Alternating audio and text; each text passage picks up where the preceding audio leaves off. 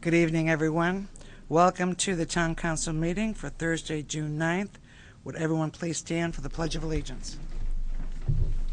I pledge allegiance to the flag of the United States of America and to the republic for which it stands, one nation, under God, indivisible, with liberty and justice for all.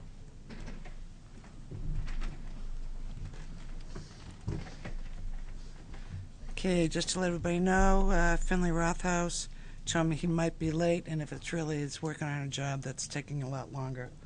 And if it's too late, he won't be here, but he's going to try to make it, so we'll see. And I don't know where Bill is. He's probably en route. Okay. Announcements. Friday, June 10th, which is tomorrow, at 9 a.m. to 4 p.m., there's going to be a Town Council retreat work session at the Sarasa Conference Center, 29 Commerce Drive in Bedford, New Hampshire. On Tuesday, June 14th at 7 p.m. in this boardroom, there's going to be a joint Town Council and School Board meeting regarding polling location. This is discussion only. No votes will be taken or decisions will be made at this time, but I'm sure decisions will be made shortly after that date. And on Thursday, June 23rd at 7 p.m., again here in the Matthew Thornton Room, a regular council meeting. Okay, Eileen Cabanal is coming. She told me she's doing something in the office, and I will, when she comes in, have her do the announcements then. Okay, PFOA update. A DES meeting has been set here for Merrimack for June 29th at JMU's, which is the James Mastrocola Upper Elementary School, at 7 p.m. It is going to be televised live on Channel 20, and other towns are invited to attend, so it's not just Merrimack. Like the Bedford meeting, other towns were invited, and the same will be held true for this. Dr. Chan, who is the state epidemiologist, will be present to answer questions from the public, and that's one of the reasons why the date was so late. They wanted to, and we encouraged that, to have Dr. Chan available, so we finally were able to come to a date. The national EPA has set the lifetime standard at 70 parts per trillion. As a result, the state DES has adopted this standard and has initiated an emergency rulemaking process in order to intervene more quickly. They have also completed well samples within a half-mile radius near the landfill. The results will be provided to the specific residents first, and then will be placed on the DES website and therefore on our town website as well. If people live beyond that half-mile radius of the town landfill, they may request or at least sign up for wells to be tested as well. If they decide, as based upon the results of the half mile, then they will know you're already interested and they can go beyond that. But having your name there will make it speedier if they choose to do that, and the extension of the radius if it's done. Okay. That's all on PFA unless anybody else has anything. Okay. Comments from the press or public? There are people here, but nothing to say at the moment. Okay. Recognitions, resignations, and retirements.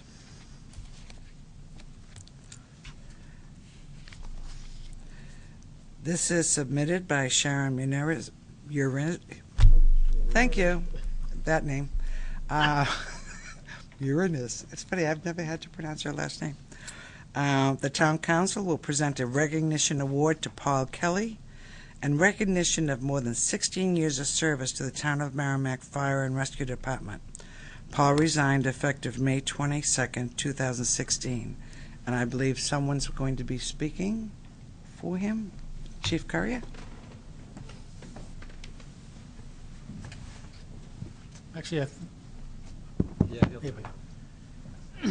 think there's a few people that want to speak on Paul's behalf. For Paul, something about Paul. So, Paul, why don't you come on up here?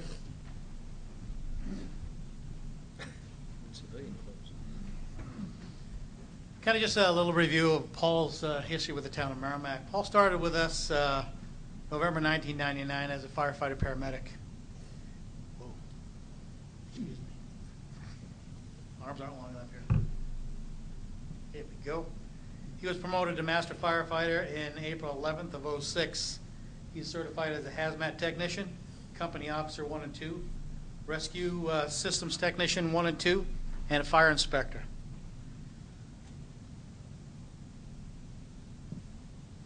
As we look at Paul and his career and what he's done for us throughout the years, one of the things that really stand out that he has been very he's done a fantastic job with getting things for the community. And one of the things that we needed most, and Paul worked on, he worked with Catholic Medical Center, was a thing called an AutoPulse, and that was an automatic CPR device. Paul spent many, many months working with Catholic Medical Center, trying to justify Merrimack's need on how this device would help us at the advanced life support level to save patients. Paul came to my office one day and he said, "Chief, I think I did it." Okay, so we met with CMC, reviewed some of the information, and CMC donated a AutoPulse to the Merrimack Fire Department, one of the first AutoPulse in the state. Okay, that was donated. So, Paul, kudos to that excellent job. One of the other things that Paul has done for the fire department was he's been in charge for the last, I think I lost count, many, many years of ordering all our medical supplies. He ensured that we had everything in stock, everything from IVs to syringes to medications, ensuring that that was all taken care of, the rubber gloves to oxygen masks to oxygen tanks. Through all those years, he's handled that, and we've never had to worry about it. I just ended up paying the bills all the time. But we've always had the materials that we needed.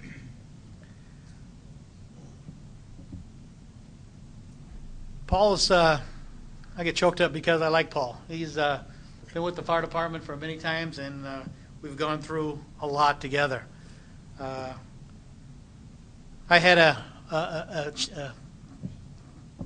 guess a point in my life where my health kind of dropped one day, and I wasn't really feeling very well, and I was pretty scared.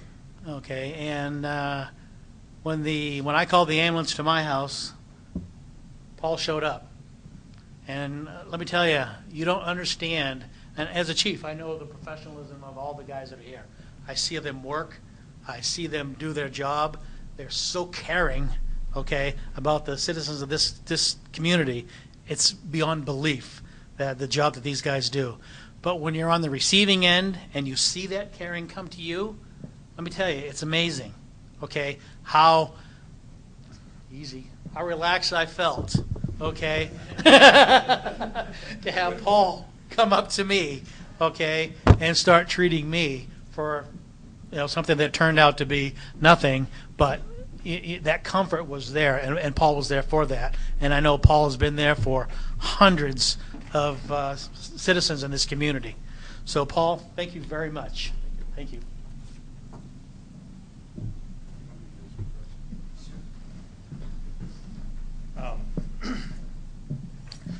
Paul's been a longtime member of the Honor Guard. In fact, we're a little concerned, Paul, that we don't have anybody to hold down Lieutenant Newman now when it's windy. But so people that he's always representing the department well at ceremonies, and unfortunately sometimes line of duty deaths. Paul was one of the first ones to always step up and go to those things. As hard as those are, and he did it with pride, and he represented us very well. So presented to Master Firefighter Paramedic Paul Kelly for dedicated and faithful service as a member of the Merrimack Fire Rescue's Honor Guard.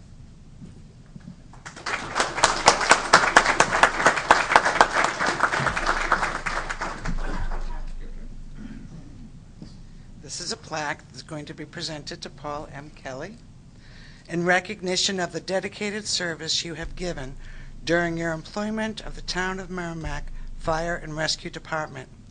Your dedication and devotion have had a valuable effect on the Town of Merrimack and we wish to extend to you our sincere appreciation for all your outstanding performance.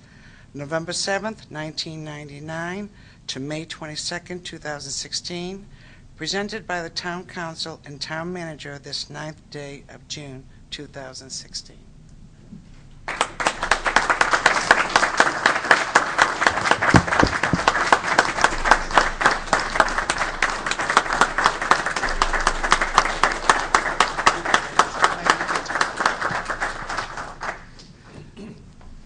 I feel like I'm at church. And I usually say this on occasions like this, but I think it's worth repeating.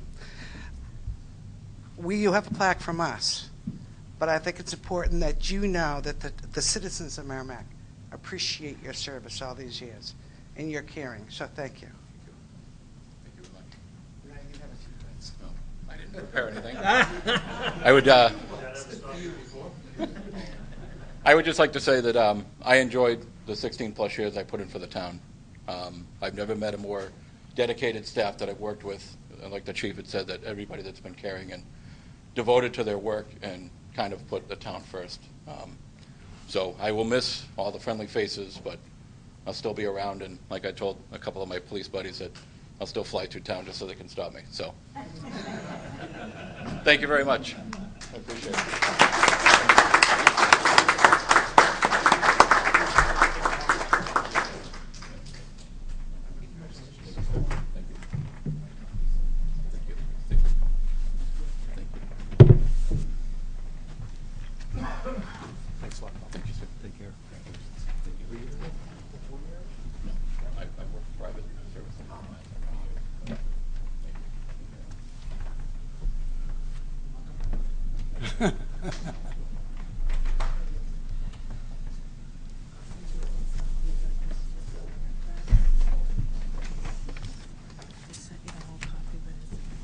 Okay. Now, I know all of you want to stay for the entire meeting, right? If you want to escape now, you can feel free to do so. Otherwise, you're here for the duration. That got them moving fast, didn't they? You're not going to stick around by your presentation for later, for your ambulance? Come on, you've already got a contract.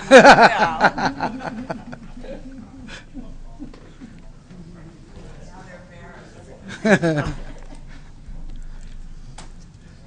Eileen, I had already done the announcements. Do you need a minute? Okay. The revaluation fieldwork is coming to an end. Notices of preliminary values have been mailed to the residents this week. If you'd like to make an appointment to review your assessment, please call 603-798-3502 beginning Monday, June 20th through Tuesday, June 28th during normal business hours, which are 8 to 4:30. This is the phone number of Avatar, our contract assessor, and they will have a person in their office dedicated to making appointments for people who want to come in and talk about their valuations. And the appointments, once they make the appointments, the contractor assessor will, Lauren and her staff, will be coming in and holding scheduled meetings in Merrimack from June 27th through July 1st. So please remember that in order to speak to the assessor, you need to make an appointment to do so. I should also note to you that the values stated in the notices are as of April 1st, 2016. They are preliminary values only. You should take a look at your property cards and make sure that all the information in them is accurate. Bathrooms, number of bedrooms, that kind of thing.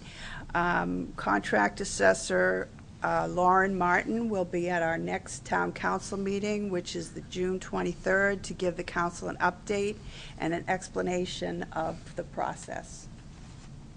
Thank you. Okay, next on the agenda. Annual review with the Agricultural Commission. Per Town of Merrimack Charter, Section 6-6, At least annually, there should be an annual review with the Agricultural Commission. You can come on down, Bob. This agenda item is to highlight the Commission's significant actions, current projects, anticipated actions, and to raise any concerns the Council should know or could act on. And before us is Chairman Bob McCabe, and With me tonight is Ron Miner III, our newest member of the Agriculture Commission. How you doing? I knew I knew you. He's going to share the reading with me. Good evening, Madam Chair, member of the councils, town managers. It's a pleasure to be here. We're here to report what we've been up to last year. And with further ado, I'll just start. 2016 represents over 9 years of progressive agricultural work by members of our commission. Our start came as a vision of Eber Courier, initially as a steering committee. Then the strength of its members and the blessing of the town council, we start our work on the Agricultural Commission. Today, we have 6 full-time members and 1 alternate. Each member shares his or her own areas of expertise. We are very proud of all our members. The Merrimack Community Garden opened in May of this year for its 9th season. We offer a one-night training and answer session in March at the library. Many old and new gardeners attended. This year we've sold over 85 plots to approximately 25 gardeners. As always, every year we battle the ledge pockets at the garden, the deer, and the woodchucks. But such is the life of a farmer at Wasserman Park. We continue to look for a permanent site for the community gardens in town as space at Wasserman Park becomes tighter and more precious. Our summer farmers market opens 15th of June, this next Wednesday at 526 DW Highway, the home of Vault Storage. We expect 32 vendors representing different types of agriculture. We are forever grateful to the Morgan family for providing the site to the market at no cost to the Commission. We are there for 18 Wednesdays, ending approximately in the middle of October. Come down and try the freshest market produce that we have in town. Last fall, the Commission voted to start a winter farmers market. We felt there was a demand and need for it. We rented out the O'Leary Senior Center on Thursdays from 3 to 6 p.m. You would be surprised at the variety of products a farmer has in the winter season. Ron? Each year we donate to 4-H projects in our community. We co-sponsor a young lady to travel to Kentucky last fall at the 4-H convention. She returned with praise and many positive results of her efforts. The Ag Commission continue to support agricultural students, 4-H projects, and other student efforts in the agricultural industries. We feel the more we can do to promote this connection, the better chance they can find their place in changing this world. Currently, we're looking for a high school or a college student or students concentrating on agriculture-related majors for educational and or project-related interests. At our monthly meeting, we let our viewing audience know of any UNH extension classes or courses. Each member has his or her level of experiences to relate to the public viewers. We speak of new insects or pests and their control. The education aspect will never end. We answer questions and inquiries with many years' experience is also represented by our members. For over 3 years now, we have worked with Natural Resources, Conservation Service on the river, and farmland projects. In connection with the new Farm Bill, we keep up with new and changing agriculture technologies. So far, it's been a very vibrant and satisfying season with much more to show for itself. We thank the town for believing in agriculture and the town council for this opportunity to update you guys. Thank you. Thank you. Well done. Questions? This is your busy time of year. Go right ahead. Eileen? Do you consider the effort toward having the farmers market in the winter at the O'Leary Center to have been successful? And do you think that you're going to continue doing that? Don Miner, who fields that, Eileen, is speaks very promisingly of it. He has a limited amount of vendors, but he knows that there'll be more coming with more signage, more advertising, more word out. He's very confident that next year will be even much more than it was this year. He hopes to continue, with your blessing, of course. Right. And if the space is available. There were a couple of blurps over the season, but they worked through it. You know, there is interest. People do follow it. They have faithful people that come every week to purchase their products. So I'm going to let him go with it. We feel confident about him, and I thought he did a real good job. It's going to take a year or two to get up and running, but I'm not worried. Yeah. Yes, continue. I just think that's both are a wonderful amenity, but both are a wonderful amenity, and for the town. And I think the winter one, you should try and keep that going as long as you can, because I think it's just another thing that's really great about Merrimack. Well, thank you for that. Thank you. Any other questions?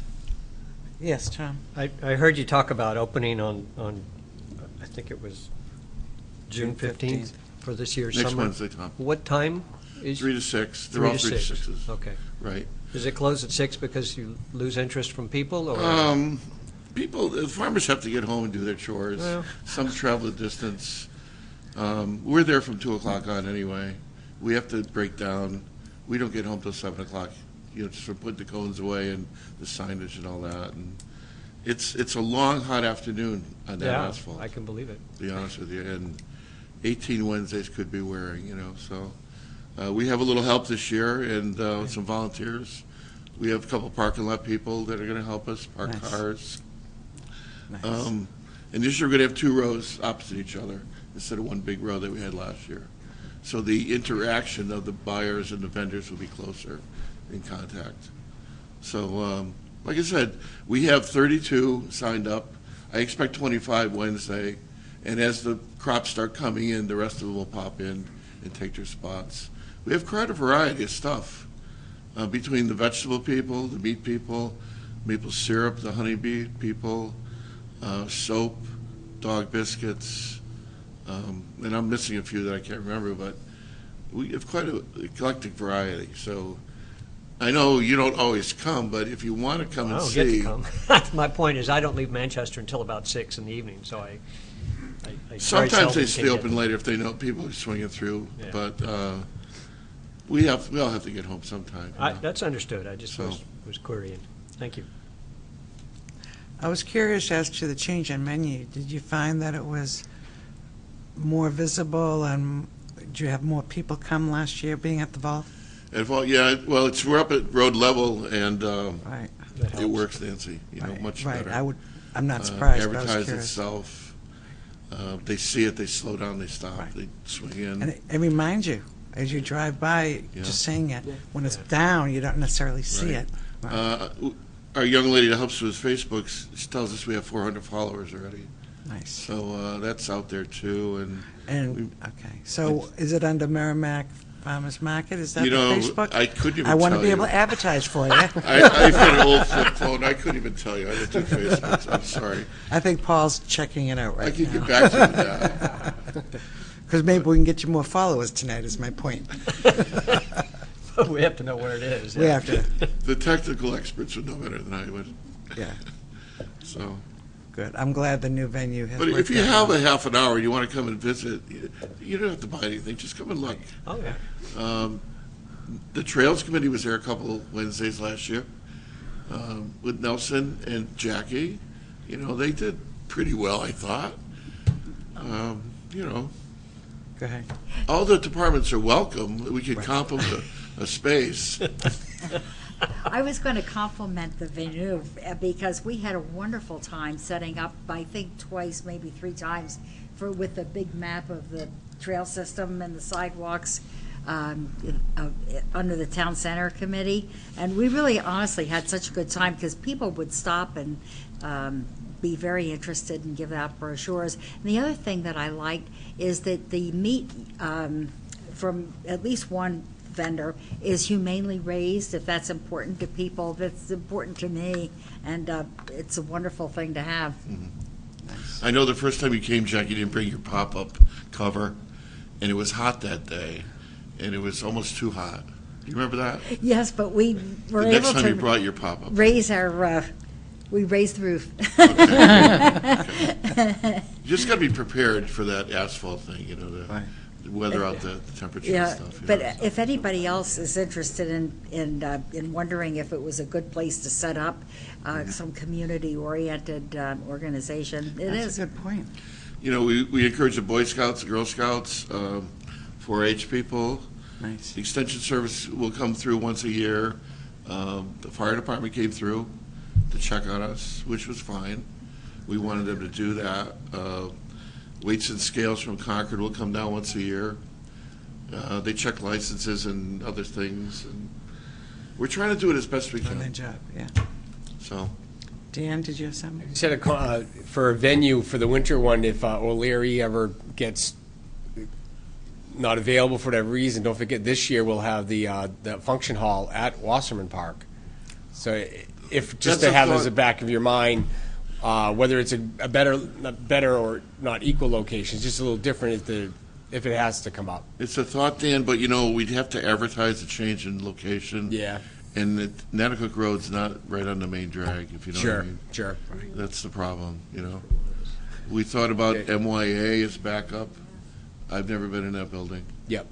But we will work it out with Steve somehow. I was thinking more because the summer crowd knows because of the garden at Wasserman Park, and the connection might have been there too. But just as we're hustling business for the function hall, so Right, that's right, I all. understand that. Nothing Don against is nothing gonna- against the O'Leary Center. The winter market will stop now and start again after October, after the middle of October, after we end, you know. Yeah, apparently that worked out well, because I'm Right. on the committee for the O'Leary Center. Yeah, they were all And they were very happy. pleased, there was no problems. You're right, there were a couple of occasions where you guys had to go outside, but they were nice days. I guess it worked out coincidentally. I guess the booking agent double booked or something. Yeah, there was some confusion.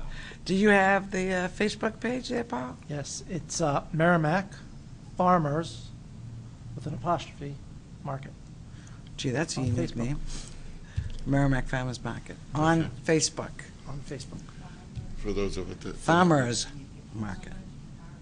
Market. Or you can go to Merrimack's homepage, merrimacknh.gov, Farmers Market. Okay. It should be on the forum a little bit too, but I don't do that, so I don't know if it's there. So it's a presently farmer's or not. market. Wise guy. Thank you very much. And no other questions? Well, thank you for all that you do, guys. Thank you for having And us. I'm glad you Thank you. came here, Ryan. You have a good night. Have a good You night. too. Thank you. Okay, there is no public hearing. Do we have any state reps? I don't see any. Town managers report. Did I miss the part about the PFOA? Yep. I did. Do you, well, I'll tell you, if there's anything to add, now's the Could time I to add do it. Sure. Okay. I'm not sure if you've said anything. No, really? Not Well, about I talked PFOA? about the DS meeting, the DES meeting on the 29th. Yep. Live on Channel 20. Other towns coming, Dr. Chan. Yeah. I talked about the EPA setting at 70 parts per trillion, how the DES has adopted this as a standard, and samples from the landfill, and if, within a half-mile radius, and anyone beyond the half-mile radius, they could sign up now in case the results justify an extension. Okay. All right. Since we currently have up on our website a nice report from the DES that shows the comprehensive list of the wells of MVD and what they have come in at. It includes PFOA and what's called PFOS, which is a similar substance. They're all under the category of PFCs. During the last, as we know, they vary up and down a little bit because it's in parts per trillion, and you can imagine that there's such small parts that there's going to be a variation. But One of the updates is that well number 5 is now over 70 parts per trillion, whereas only well number 4 prior to that was over 70 parts per trillion. So well number 5 came in at 79 parts per trillion. Currently, to the best of my knowledge, the MVD is blending wells 7 and 8, whose latest readings were PFOA 25 at well 7, well 8, PFOA at 13, and then they tested the blending of the two, and the blending came in at 17 parts per trillion for PFOA. So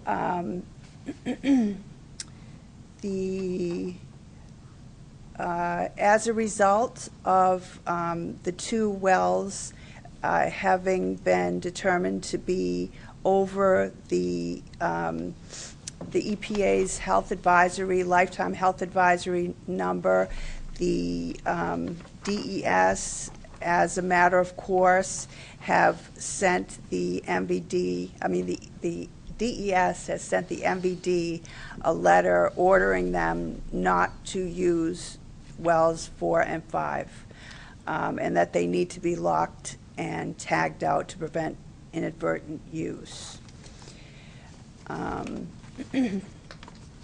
So they can now not be used. Either one of those cannot be used in the blending. They cannot be Right. used at all. This week, it is expected that New Hampshire DES will release an update of their investigations of other companies using PFOA and PFOS products. What they did is they went through the records of all of these businesses around the state who have had any indication of using anything with PFOA or PFOS in it during the course of their business, as far back as they could go, and they've listed them all out. So, for instance, the Seacoast had a certain number, and all those companies were named, and Merrimack had, etc. So they'll be updating that list, and they feel without committing to anything, they feel relatively confident that the businesses located in Merrimack that used had PFOA in their products received them as purchase products rather than using the PFOA and coating a surface on a wire or something like that. So it came in as a product that was already coated, which makes it much less likely to have produced contaminants in any high level. And I also wanted to let you know that we are expecting to get the lab results are coming back on private wells are coming back more quickly. They received a batch of results yesterday, which I'll get to in a minute, and they will have all the results of all the testing done to date by June 18th. Now, is that well testing? Private well testing. So the way that it'll work is property owners will be notified first, and then the individual towns will be notified. We will not be notified of the addresses, but the location, we will receive a map with the locations marked out and the numbers and the colors that indicate different levels. The New Hampshire Department of Environmental Services is contacting all the fire departments around the state to find out what kind of firefighting foam that they have used over the years. There's one type that contains element of PFOS. So if you haven't heard from them, if you could start gathering that information. So back to the test results. We the state got back some of the test results around the Merrimack, old former Merrimack landfill that is closed at this on Lawrence Road off of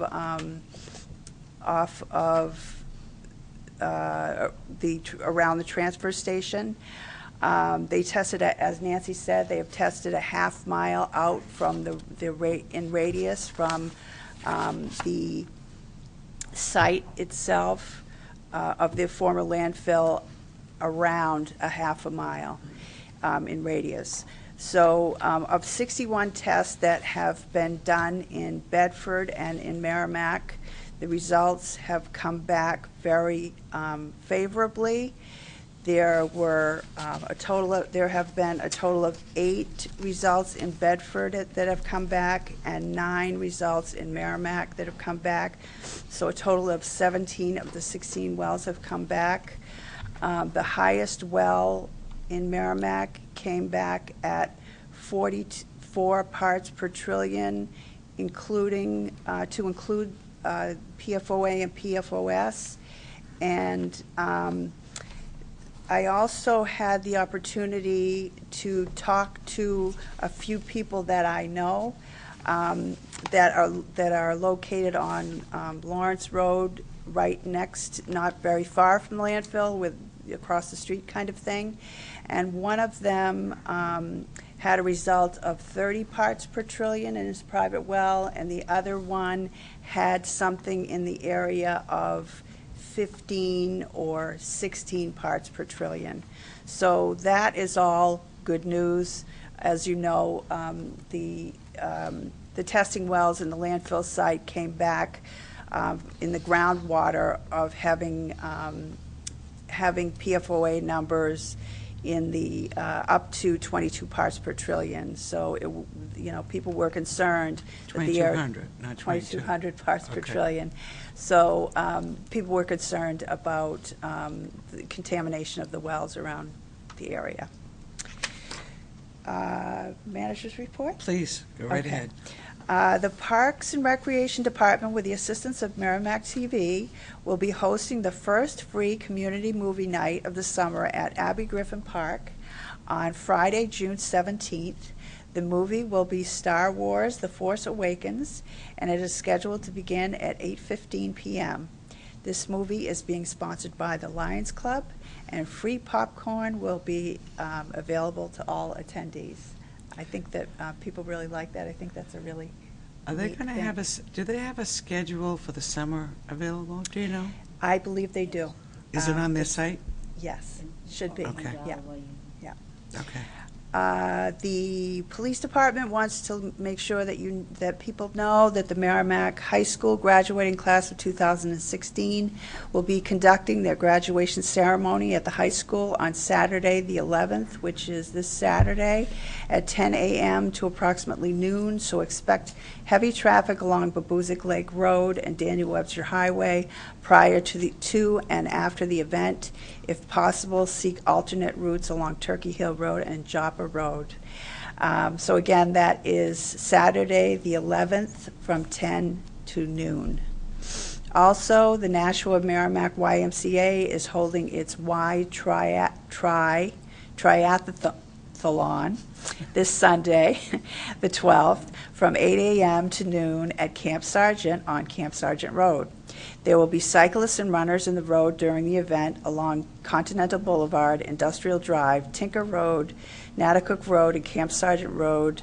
Camp Sargent Road will be closed between Thornton's Ferry and Tinker Road, open to residents only. Expect delays and seek alternate routes. Again, that's Sunday the 12th from 8 a.m. to noon. Also, the Phase 2 and compost facility upgrades projects have reached final completion on June 2nd. That's it. Thank you. Thank you, Elaine. Okay, there's no consent agenda. There's not any old business. And now we're into new business. Oh, what? Nancy, could I ask some questions about the PFOA? Sure. Okay. Thank you. Going forward, I had some curiosity. The wells seem to vary in the count, and how often would they intend to retest? They do it every week, isn't it, MVD? It seems to be every week sometimes. So since it was done on 3/9, March 9th, then the 31st, then 4/7, 4/14, 4/21, 4/28, 5/5, and 5/12. I believe So it they're looks on- like MVD is on a weekly. weekly. Now they're What starting to would- do a weekly. The plan be going forward forever to test like that, or will there be a time that, I would, I guess we can't decide that yet? well, it's really between MVD and DES. Oh, okay. I think my thought is that they will continue to do that to be able to determine the range. What ranges are we talking about? Yeah.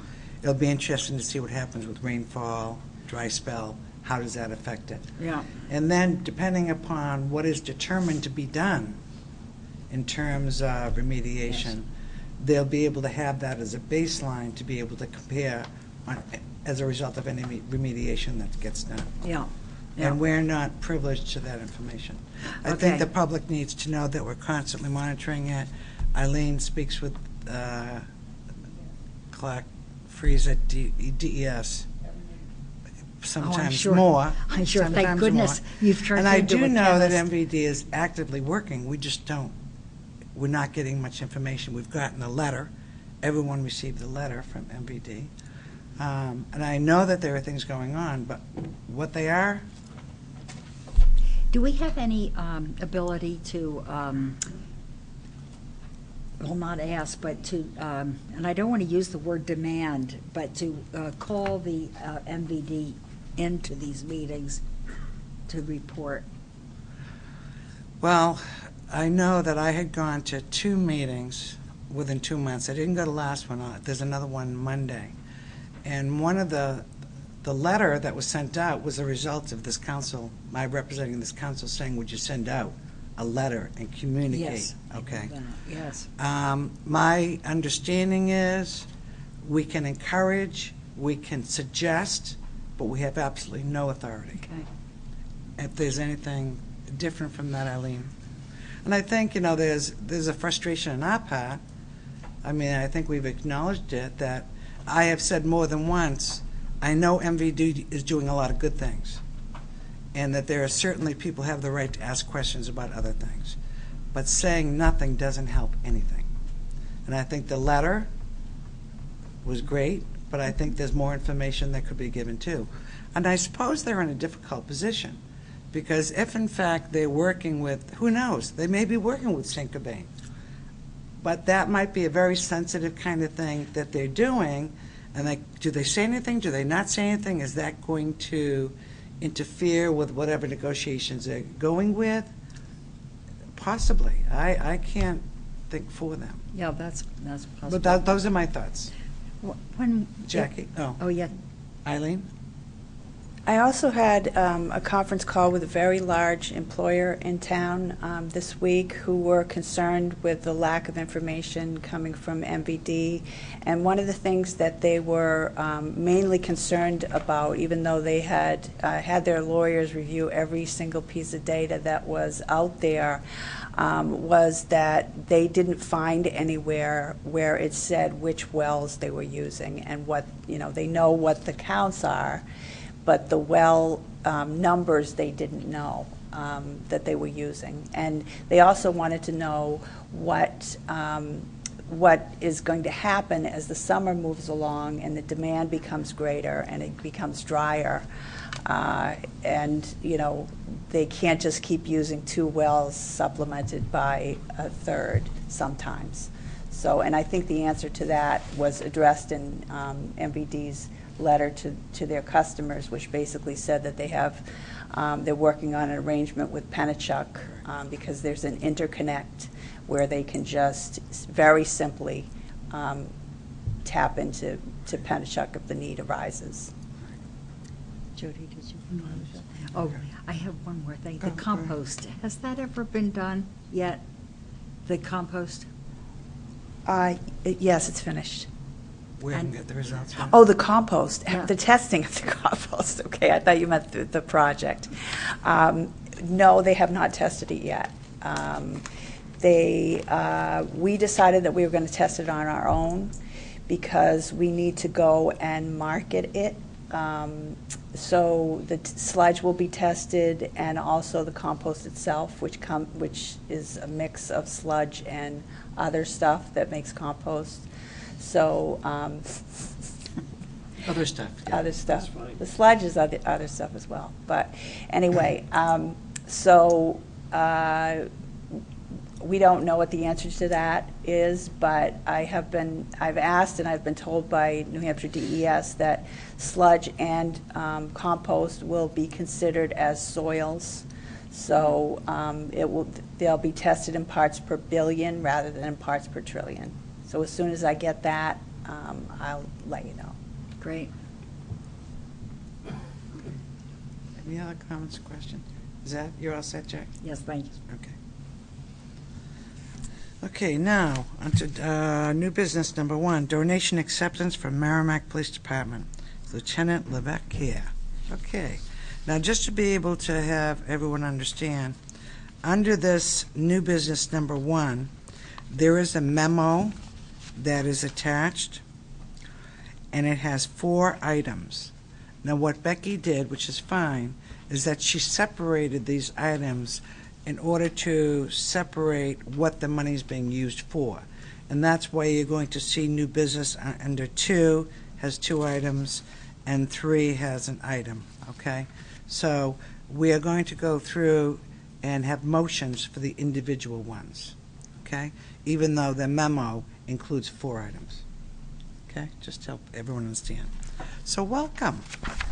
You, under item number 1, which is a donation of $3,000, I'll let you go into the Good explanation. evening, Madam Chair, and members of the council and town managers. The first item for donation was from Barbara Russo, who's a member of our Good Morning Caller. This is one of the programs that we offer at the PD where someone that's elderly, who might not have family in the area, they can call in the police department to ensure that they're okay every morning. The dispatchers have quite a bond with a lot of the members and actually carry on quite lengthy conversations at time with them. I think the callers look forward to that. Mrs. Russo offered to donate $3,000 towards the communication department, and what that money would be used for would be new headsets, transformers, which you basically where you talk through the radio, batteries, which are quite expensive for those pieces, and also a new desk where we put our expansion of our phone service in case of an emergency. Yeah, very nice. Okay, do we have any questions or comments? I entertain a motion then. Madam Chair, I move that the town council accept and expend a donation of $3,000 received from Barbara Russo, a Good Morning Caller, for the Merrimack Police Department's Communication Division for the purchase of new headsets, transformers, batteries, and a new desk pursuant to RSA 31:95-B and Charter Article 8-15. Furthermore, that the town manager and/or her proxy be authorized to sign any documents to perfect the acceptance and the expenditure of said donation. Furthermore, that we would encourage the police department to write Mrs. Rousseau a very nice thank you note for her generosity. Of course, yes.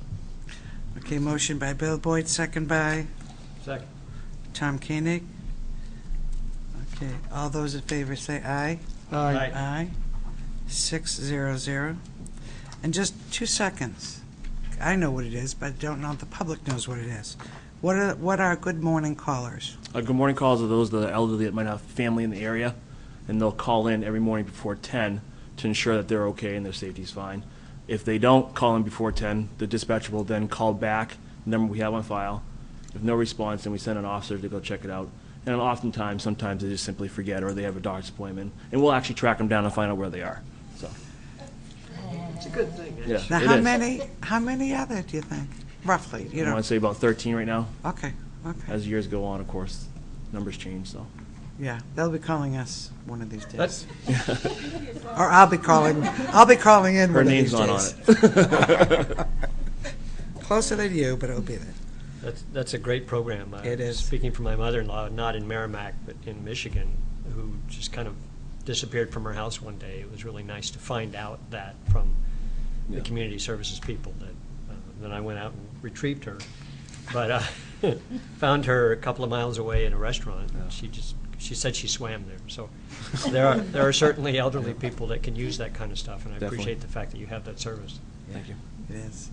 Thank you for explaining it. Yep. Okay, number 2 has to do with, I'll let you go. There's 2 items, which would be the $1,500 and the $500. So I'll let you go right ahead. Yes, every year the Merrimack Crime Line, who is a great supporter of the police department and the K-9 program, as you're aware, holds a magic show. And this year they raised $1,500 to be contributed to the Merrimack K-9 program. And in addition to that, Chief Doyle received an anonymous donation of $500 from a resident that wanted to go towards the K-9 program. So both of those are specifically for the K-9. Exactly. Nice. Any questions, comments, motion? Madam Chair, move that the town council accept and expend a donation of $500 from an anonymous resident and $1,500 from Merrimack Crime Line, Inc. to the Merrimack Police Department's K-9 program pursuant to RSA 31:95-B and Charter Article 8-15. Furthermore, that the town manager and/or her proxy be authorized to sign any and all documents necessary to perfect the expenditure. Motion by Bill Boyd, second by Dan Dwyer, BB and DD. Any questions? None. All those in favor say aye. Aye. Any opposed? None. 600. And last but not least, the donation for $500. Yes, I'm a graduate of our recent Citizens Police Academy, which we hold every year at the police department, where we allow citizens to come in to see what the police department's about and actually teach them different courses of instruction. She decided to donate $500 that we felt would be necessary, that would go towards the purchase of a granite bench for outside the lobby. This would give an opportunity for people not to sit inside our stuffy lobby. If there's anything going on, they could step outside and sit down on a nice bench, get some air. Nice. Stuffy lobby. Well, would you It's rather not be the outside people, or it's inside? the atmosphere, I understand. Well, the season. Exactly. Exactly. Okay, any questions? None. Motion. Madam Chair, I move that the town council accept and expend a donation of $500 from an anonymous graduate of the Citizens Police Academy to the Merrimack Police Department to purchase a granite bench for outside of the main lobby pursuant to RSA 31:95-B and Charter Article 8-15. And furthermore, the town manager and/or her proxy be authorized to sign any and all documents necessary to perfect the expenditure. Motion made by Bill Boyd, seconded by Dan Dwyer. All those in favor say aye. Aye. Any opposed? Saying none. 600. Thank you you. very much, Lieutenant Thanks, Lieutenant Levesque. Levesque. Appreciate it. Thank you. Have a good weekend.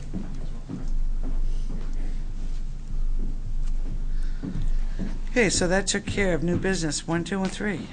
Hey, we might get out of here early tonight if people don't talk a lot. Donations for the new business number 4. Donations to the fire department. Who's going to be? Okay. Assistant Chief Pearson, Captain Dubrell. Donations to the fire department in memory of David Loisel. And you all have a memo here, and just so that the public, I'm not going to be this whole memo, but it has to do with the situation where gentlemen, how do I explain it? It was in the news. You were national. Where the, yeah, let you do it. Go ahead. Go for Okay. it. Good evening, Madam Chair, councilors, Eileen, Paul. Actually, we're here to consider acceptance and expenditure of the donations.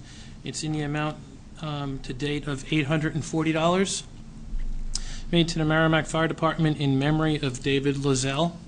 I would like to commend Captain Dubriel and members of B-Shift for their actions on the evening of May 4th, 2016, and have Captain Dubriel provide a brief summary of the events of that evening. Good. Thank you, Chief.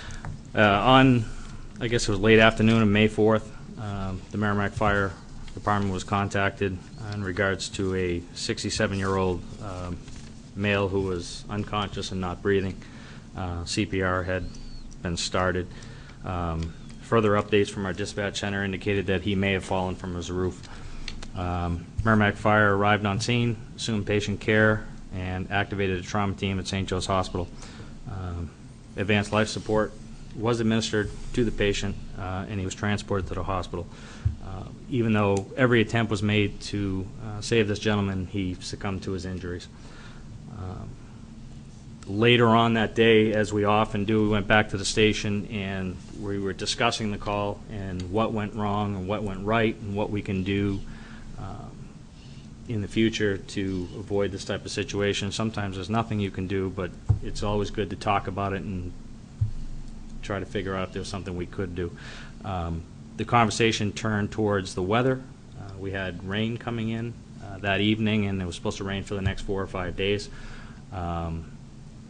This gentleman had been roofing his garage and was partially done. We talked about going back and just re-tarping the roof. A small crew of us went back out there. When we arrived at the house, the widow was at the house, and we spoke with her briefly, said we wanted to tarp up the garage so there was no further damage to her property. She said that would be fine. I talked with several members that were working that day, Master Firefighter Ryan Thomas and Master Firefighter Brendan McCarthy, and we all agreed that, geez, you know, this project is quite a ways along, and I think we can probably finish this up in a short period of time. Most of us have some roofing experience, and all the equipment was there. So we started roofing. Within a short period of time, neighbors started to come over and assist us with the roofing, which was really a kind of a nice community event that was going on in wake of a bad time. Within about 2 hours, we were able to button up the roof, and it was all done. We picked everything up and went home. We were assisted as well by paramedic Bill Pallarine, now probationary firefighter Melissa Winters, and daytime attendant Marissa Jamez. Social media, being what it is, somehow this got out to social media and spread like wildfire, in case anybody hadn't seen this on all the avenues of social media. While we appreciate the positive attention, all we were really trying to do was assist this family in a time of difficulty. So, in the wake of all the social media that's been out there, there's been multiple donations that have been made to the Merrimack Fire Department in David Loisel's memory.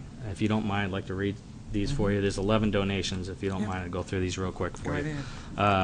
Donation from Marilyn Marsh, Northampton, New Hampshire, $50. Please accept this donation in memory of David Loisel. I am grateful for your service and kindness to my friend. Donation from Pauline Colon, Manchester, New Hampshire, $25. Accept this donation in memory of David Loisel. Thank you so much for helping to finish the roof repairs for this wonderful family. Donation from Susan Sharon, Barbara Gidalt, and Margaret Frost, $75 in memory of David Loisel. Donation from Sunny D Construction Incorporated in Bedford, New Hampshire for $100 in memory of David Loisel.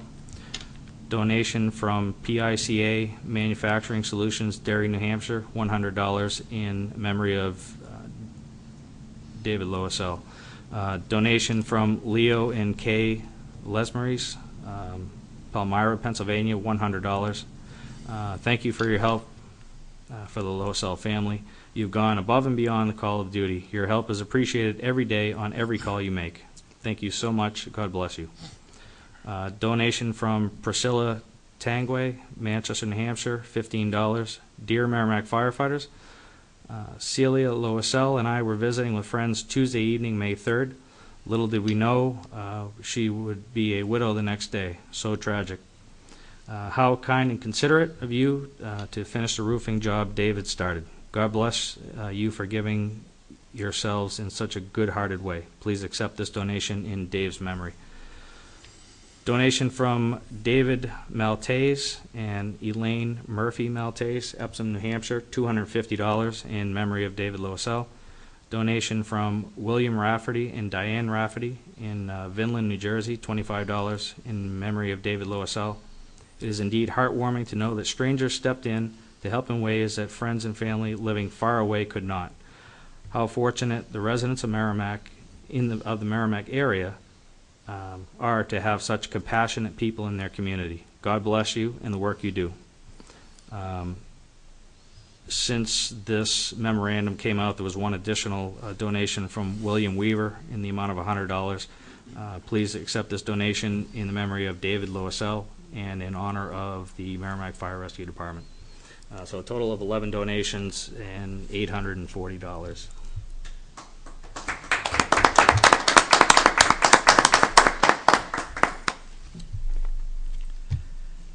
Well, you know, I can just say, yes, we are fortunate. We are.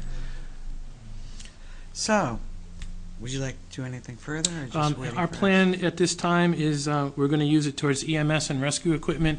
The actual equipment as yet has not been specified. Okay.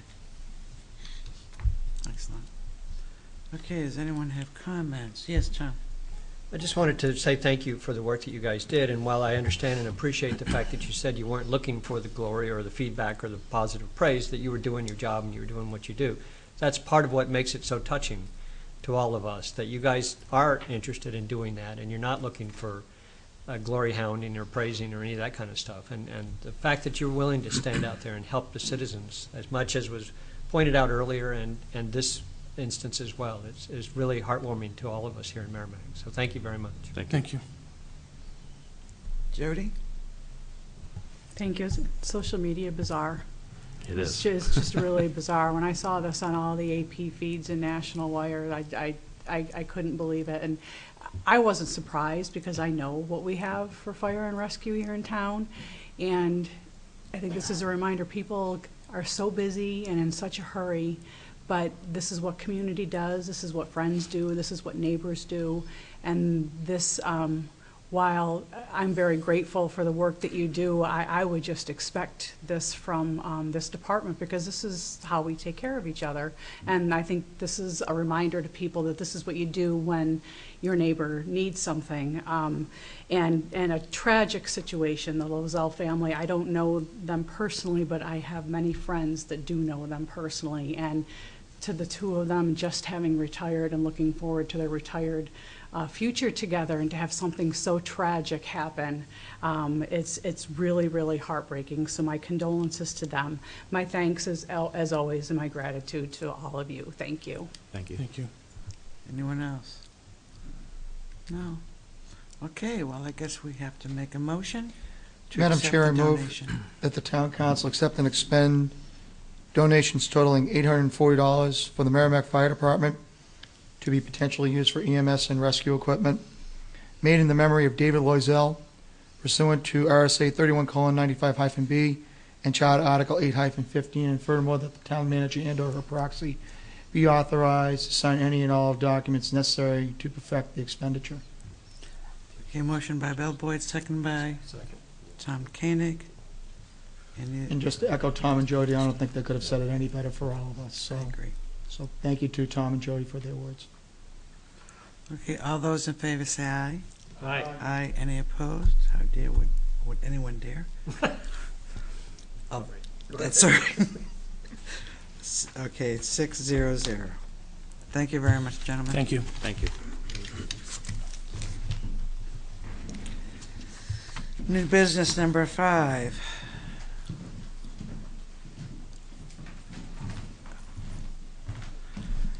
Town Council to consider acceptance of donation of 2 HP EliteBook Folio laptop computers. Go right ahead, gentlemen. Just want to start by saying a lot of times, just to bring you some, I know you have a memo explaining it, but businesses and organizations reach out to us a lot of times to get some support for either fire education or some type of safety training, and we try to accommodate that as much as possible. And John Manueli, the fire marshal, is the one that coordinates that a lot of times, so I'll let him talk to this specifically. Good evening, everyone. There we go. Good evening. Unfortunately, this one is also a donation based on a tragedy.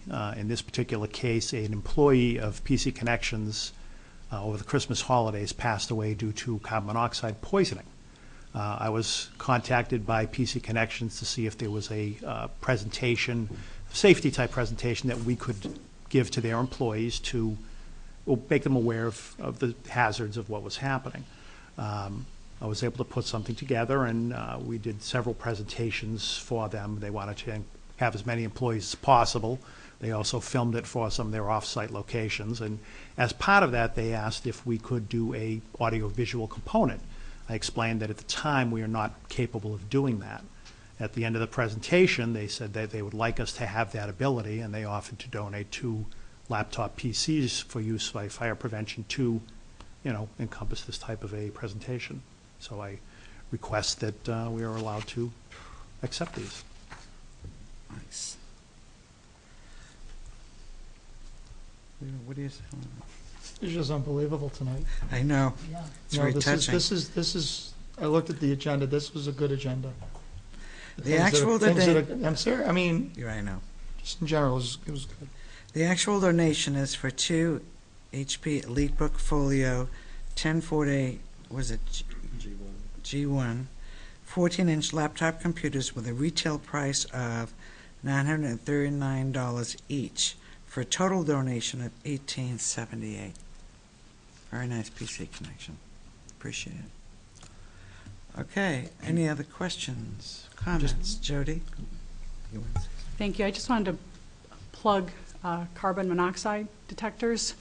I have friends who, she and her son, she was unconscious, didn't know why, and her son was very, very sick, but was able to call 911, not around here in the Midwest, and both of them were very fortunate that they received emergency care, and they were taken to the hospital, and she had to stay overnight, 2 or 3 nights, I believe, and her son's very young and healthy, and he was okay in a much shorter period of time.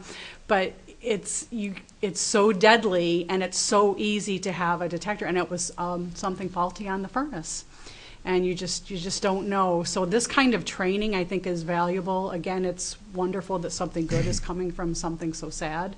But carbon monoxide detectors, they're not expensive. You can just plug them into your outlet in the wall, and it's just so worth the time and the effort to install those, because it could literally save your life. So thank you again for the work that you're doing, especially with the education component. It's greatly appreciated. This particular case was especially tragic because the gentleman had come to work for 2 days with symptoms that mimic flu-like symptoms. Oh. And he had a problem with his furnace, wasn't aware of it, and on the 3rd day he went home halfway through the day not feeling well, didn't come into work the next day. When people tried to contact him, it was too late. So, CO detectors do work. Something? Yeah, I just wanted to ask, they specifically talked about audio-visual component, and yet they're donating 2 laptops. How are you intending to use them specifically for that purpose, or? They're going to be used as part of the presentation. In this particular case, we could have interfaced with their overhead projector if we had any video, any photographs, or documentation that I could have shown instead of talking as I am right now. Being Italian, I could talk all day, but it's nice if I can show some pictures or some short films, that type of thing, to kind of make a more of an impact. Okay. So are we prepared to be able to utilize those, or does that take extra effort or extra equipment or extra training? They are preloaded with the software, and it's What just a matter of, I'm not sure exactly which one because I haven't seen them yet. Windows and that stuff. We have computer infrastructure in the station, so if we do training there, we have portable overhead projectors and that kind of stuff. This is the program on the computers. You need to push to take to remote locations. Sorry. That's to all right. take the training out to where if we're going to a Rotary Club or something we're going to bring the whole thing with us. So are we going to dedicate these 2 computers to be able to do that for external presentations and things of that nature? Yes. And use either your own projectors or somebody Right. else's We projector? do have a projector that we move around the station that can go out, or we could use if they had the facilities to plug right into. PC Connection did have the facility. Well, I'm to sure use they it. did, and I Yeah. know a lot of big companies have that, but wouldn't necessarily if you were going to do something at John O'Leary or if you're going to do something at the high If school. you're right, the smaller venues, we do have an overhead projector. Or Okay. I guess my question was driving towards, do we need to think about acquiring something like that, either screens or projectors? But if you have them, then that's great, and even better still. Thanks. Any other questions, comments? Seeing none, I go for a motion.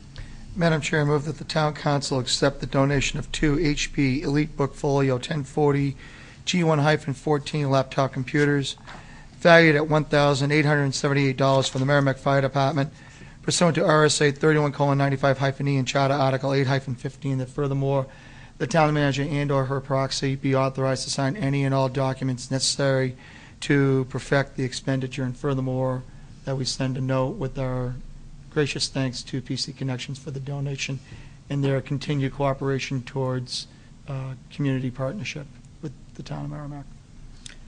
Okay, motion made by Bill Boyd, second. Second. Tom Koenig. All those in favor say aye. Aye. Any opposed? None. 600. Thank you very much, gentlemen. Thank you. Thanks, guys.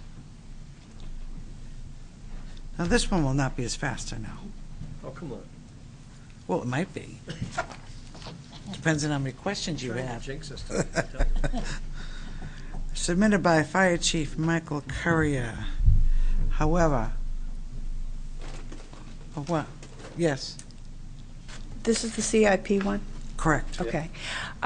This isn't something that we normally do because it's already been approved and all that kind of thing. But when a big, shiny new fire truck shows up in town, we like to have had a meeting and told the public all about it. So this is basically what we're doing right now. So it's They're just not a asking for presentation. authorization. They're just letting you know that a big red shiny fire truck is coming to town. Well, it's ambulance. Ambulance. There you go. What color is it? So are we Red? going to be having Assistant Okay. Chief Pearson and Captain Matthew Duke present the information?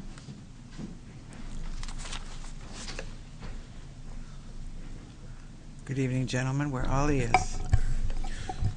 Once again, good evening. We're here this evening to provide an update on the approved ambulance purchase from the 2015-2016 Capital Improvement Program.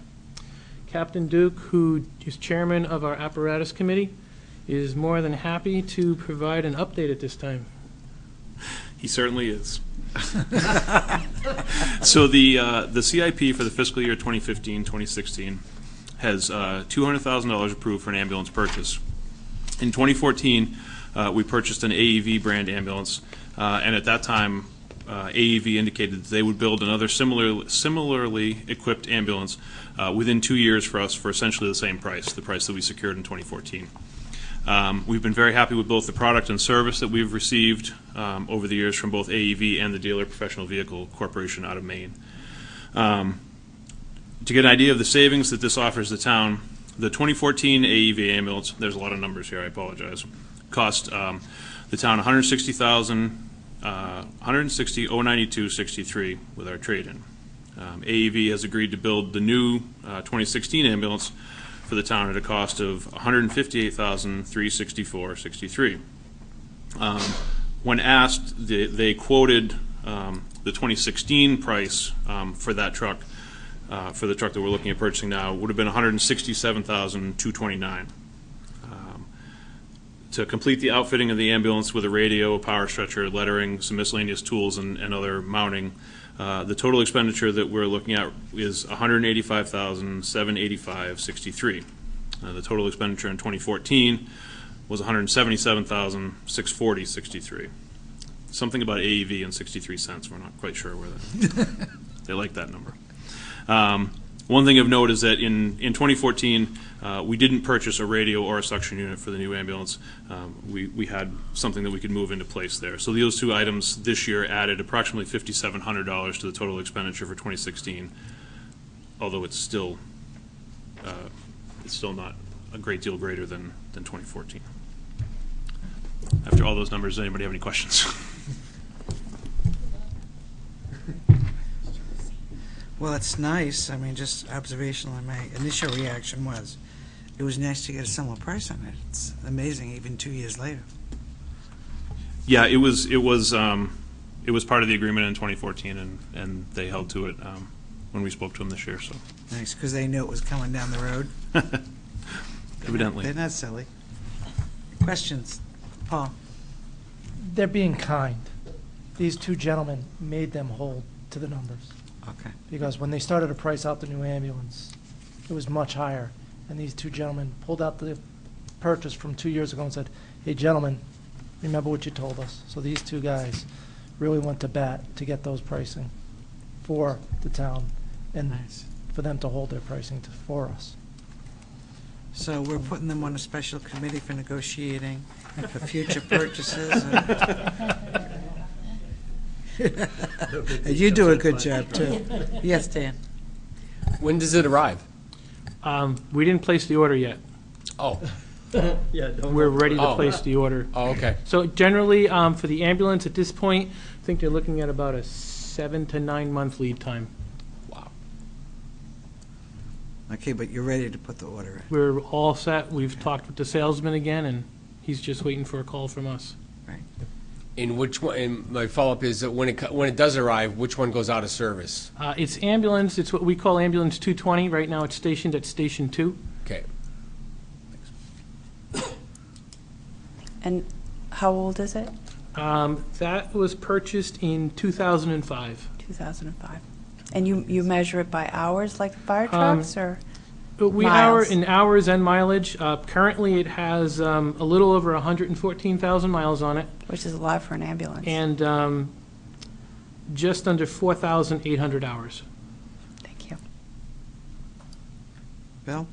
Thank you. Just a quick question. In 2014, the Power Pro stretcher was 13.6, and this year you have it listed at 16.4. I was wondering, just explain the increase in prices. Is it just because of inflation over the last 2 years, or are there different design? to It's fit an the ambulance? increase, both. It's an increase in inflation, and also it's got additional features on it for bariatric patients, for larger patients, to assist in lifting. Okay, thank you. Jody? Which decreases back injuries for our employees. absolutely. The insurance person. Okay. Nothing. Any other questions? Great. No, it sounds like you did good negotiations. Good for you guys.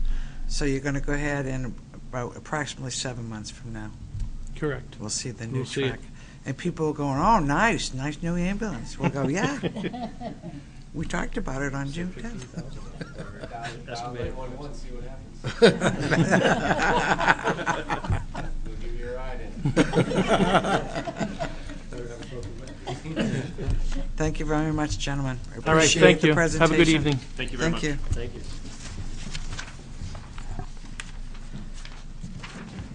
Okay, number 7, recommendation for appointment of the representatives, liaisons to the Parks and Recreation Committee. This is just really a housekeeping item. The school committee have representatives. They have a school board rep member, and then they have an alternate school board rep member that is on the Parks and Rec. The school board has determined that Michael Thompson's going to be the school board rep member, and Shannon Barnes going to be the alternate. So we need to approve their appointment, but the actual taking of the oath will occur during our joint meeting. So moved. Okay, so Bill Boyd, this is for the appointment. In fact, we have paperwork here we have to sign. By Bill Boyd, seconded by Second. Dan Dwyer. And before the record, while we were in the Finley Rothaus showed up, 8:50, thank you. 8:15, thank you. So now we are 7-member board. Okay, so any other comments or questions? None. All those in favor say aye. Aye. Aye. None opposed. 700. Okay.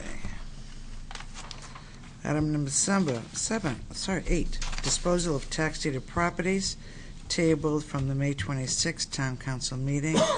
And Eileen, this is yours. Okay.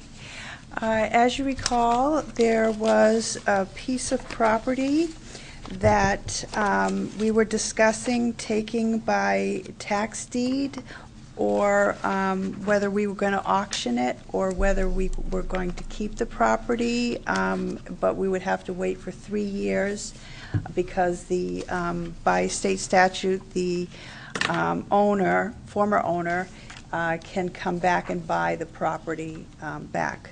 So the property is on 7 Richards Road, and there was a question posed about something in the sign file that you were passing around about an abatement, and that question needed to be answered before you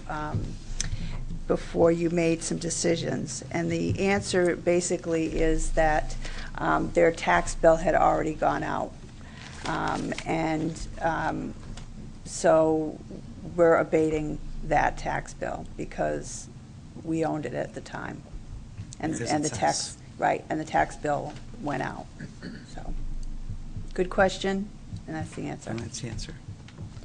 Okay, so we need still to make that decision about whether we just want to hold on to it for 3 years or pursue other action. Yes, Jackie? I do have a question. I go by that property probably twice a day, and Button? Yes. Oh, I'm sorry. And I have a general question on tax deeded properties, because we have to hold them for 3 years before I guess we do anything that has been recommended, that we not tear a building down, and I'm sure build one for that matter. This property is in bad condition, and people are living in it. There are 2 campers, a tent. There's everything on a third of an acre or something like that, so it's very crowded. I worry that for my neighborhood, but if it were across town, I would worry too, of the instance of the people moving out, which is worse than them staying, I think, and vermin, and it's a what do you call it, an attractive nuisance all of a sudden, an empty house in very poor condition. What I was wondering what we do in that kind of situation. Yes, I would expect that we would go and clean the property up. The people that live on the property do not own it, but they're related to the former owners, and so they've received eviction notices, and without tearing down the home, I would expect that we would have it cleaned up. But the campers towed away, and well, they'd need to be stored because they're part of the property, and if the people want to come back.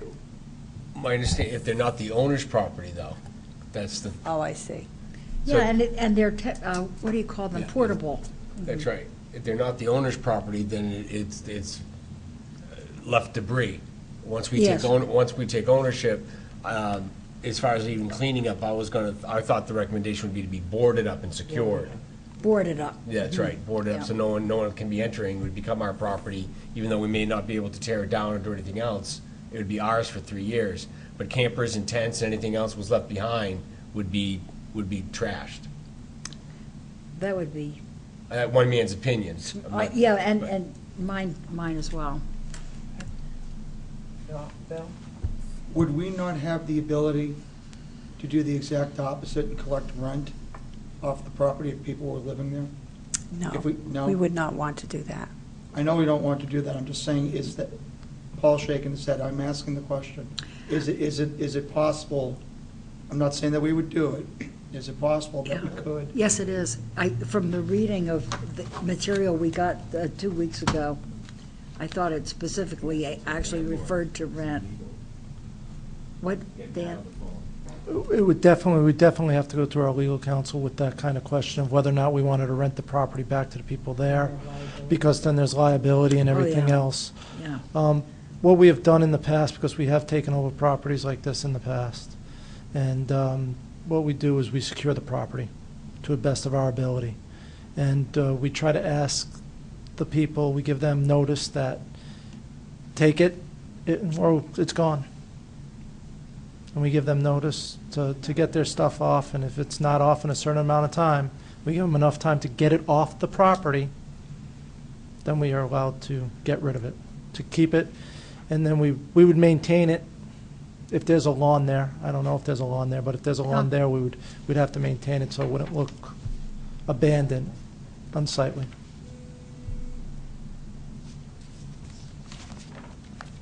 I just got text from Sharon. She said, she asked that question.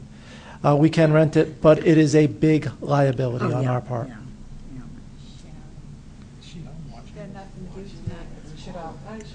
God bless her. Hi, Sharon. Did she notice how I mutilated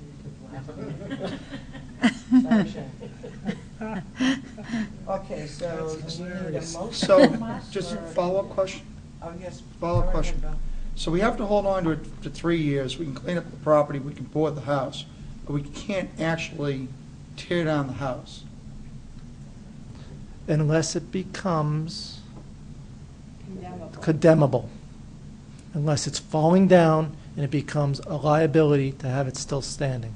And at whose, even though we own the property, who has the authority to condemn? Would it be The building inspector. building inspector? Fred. Is Fred still the building inspector? Fred. Actually, I think, I'm not sure, I think we have to do it after his recommendation, is my guess. I believe that would be correct. I know that the building inspector does make a tour of certain properties every week. He's very diligent about that. Properties that might have a hoarding problem, for example. Yeah, right. Oh, I'm sorry, I was 19 from Mr. I just got a text message if I was shallow. Otherwise, I wouldn't answer. Did you have a question? I'm sorry. No, I was just pointing out that Fred was so diligent about things like this. Yes, Ken. I'd like to make a motion. I move that the town council vote to retain ownership of the tax deed parcel located at 7 Richards Road and identified as tax map 6A-2, lot 144, because it could be used in support of future drainage and/or sewer infrastructure. Seconded. Motion made by Dan Dwyer, seconded by Bill Boyd. Any other questions? Seeing none. No. Oh, Sorry, I was trying to raise my hand. I'm sorry, John. Given that we've now defined a decision of direction that you want to think about going, I'd like to understand the value of the house or the property as it is today, what we could possibly sell it for. And a secondary question is, what's the cost of us retaining it for 3 years before we can do anything with it? I mean, we have a cost of securing the building. We have a liability for anything that happens on the property in that 3-year period. Potentially, it might get condemned at some point, and we'd have to have the liability of pulling it down. Theoretically, we could use the property for drainage, but I understand that. But I'd like to get some better understanding of the trade-off of whether we sell it versus hanging on to it and holding it for 3 years before we can do anything positive with it. Eileen? The value of the property, you probably already don't know this, the assessed value is $118,900. So you will be losing tax revenue for 3 years on $118,900, which I'll let Paul calculate. And the property and liability, since we have a blanket policy that covers all of our buildings and our vehicles, would not even, you just add it to the list and it doesn't increase anything. The only other thing would be the securing and visiting it occasionally, which could be done under the duties of the DPW director. Staff. Not the securing, there's a clear cost in boarding up the building or something of that nature, right? Yes.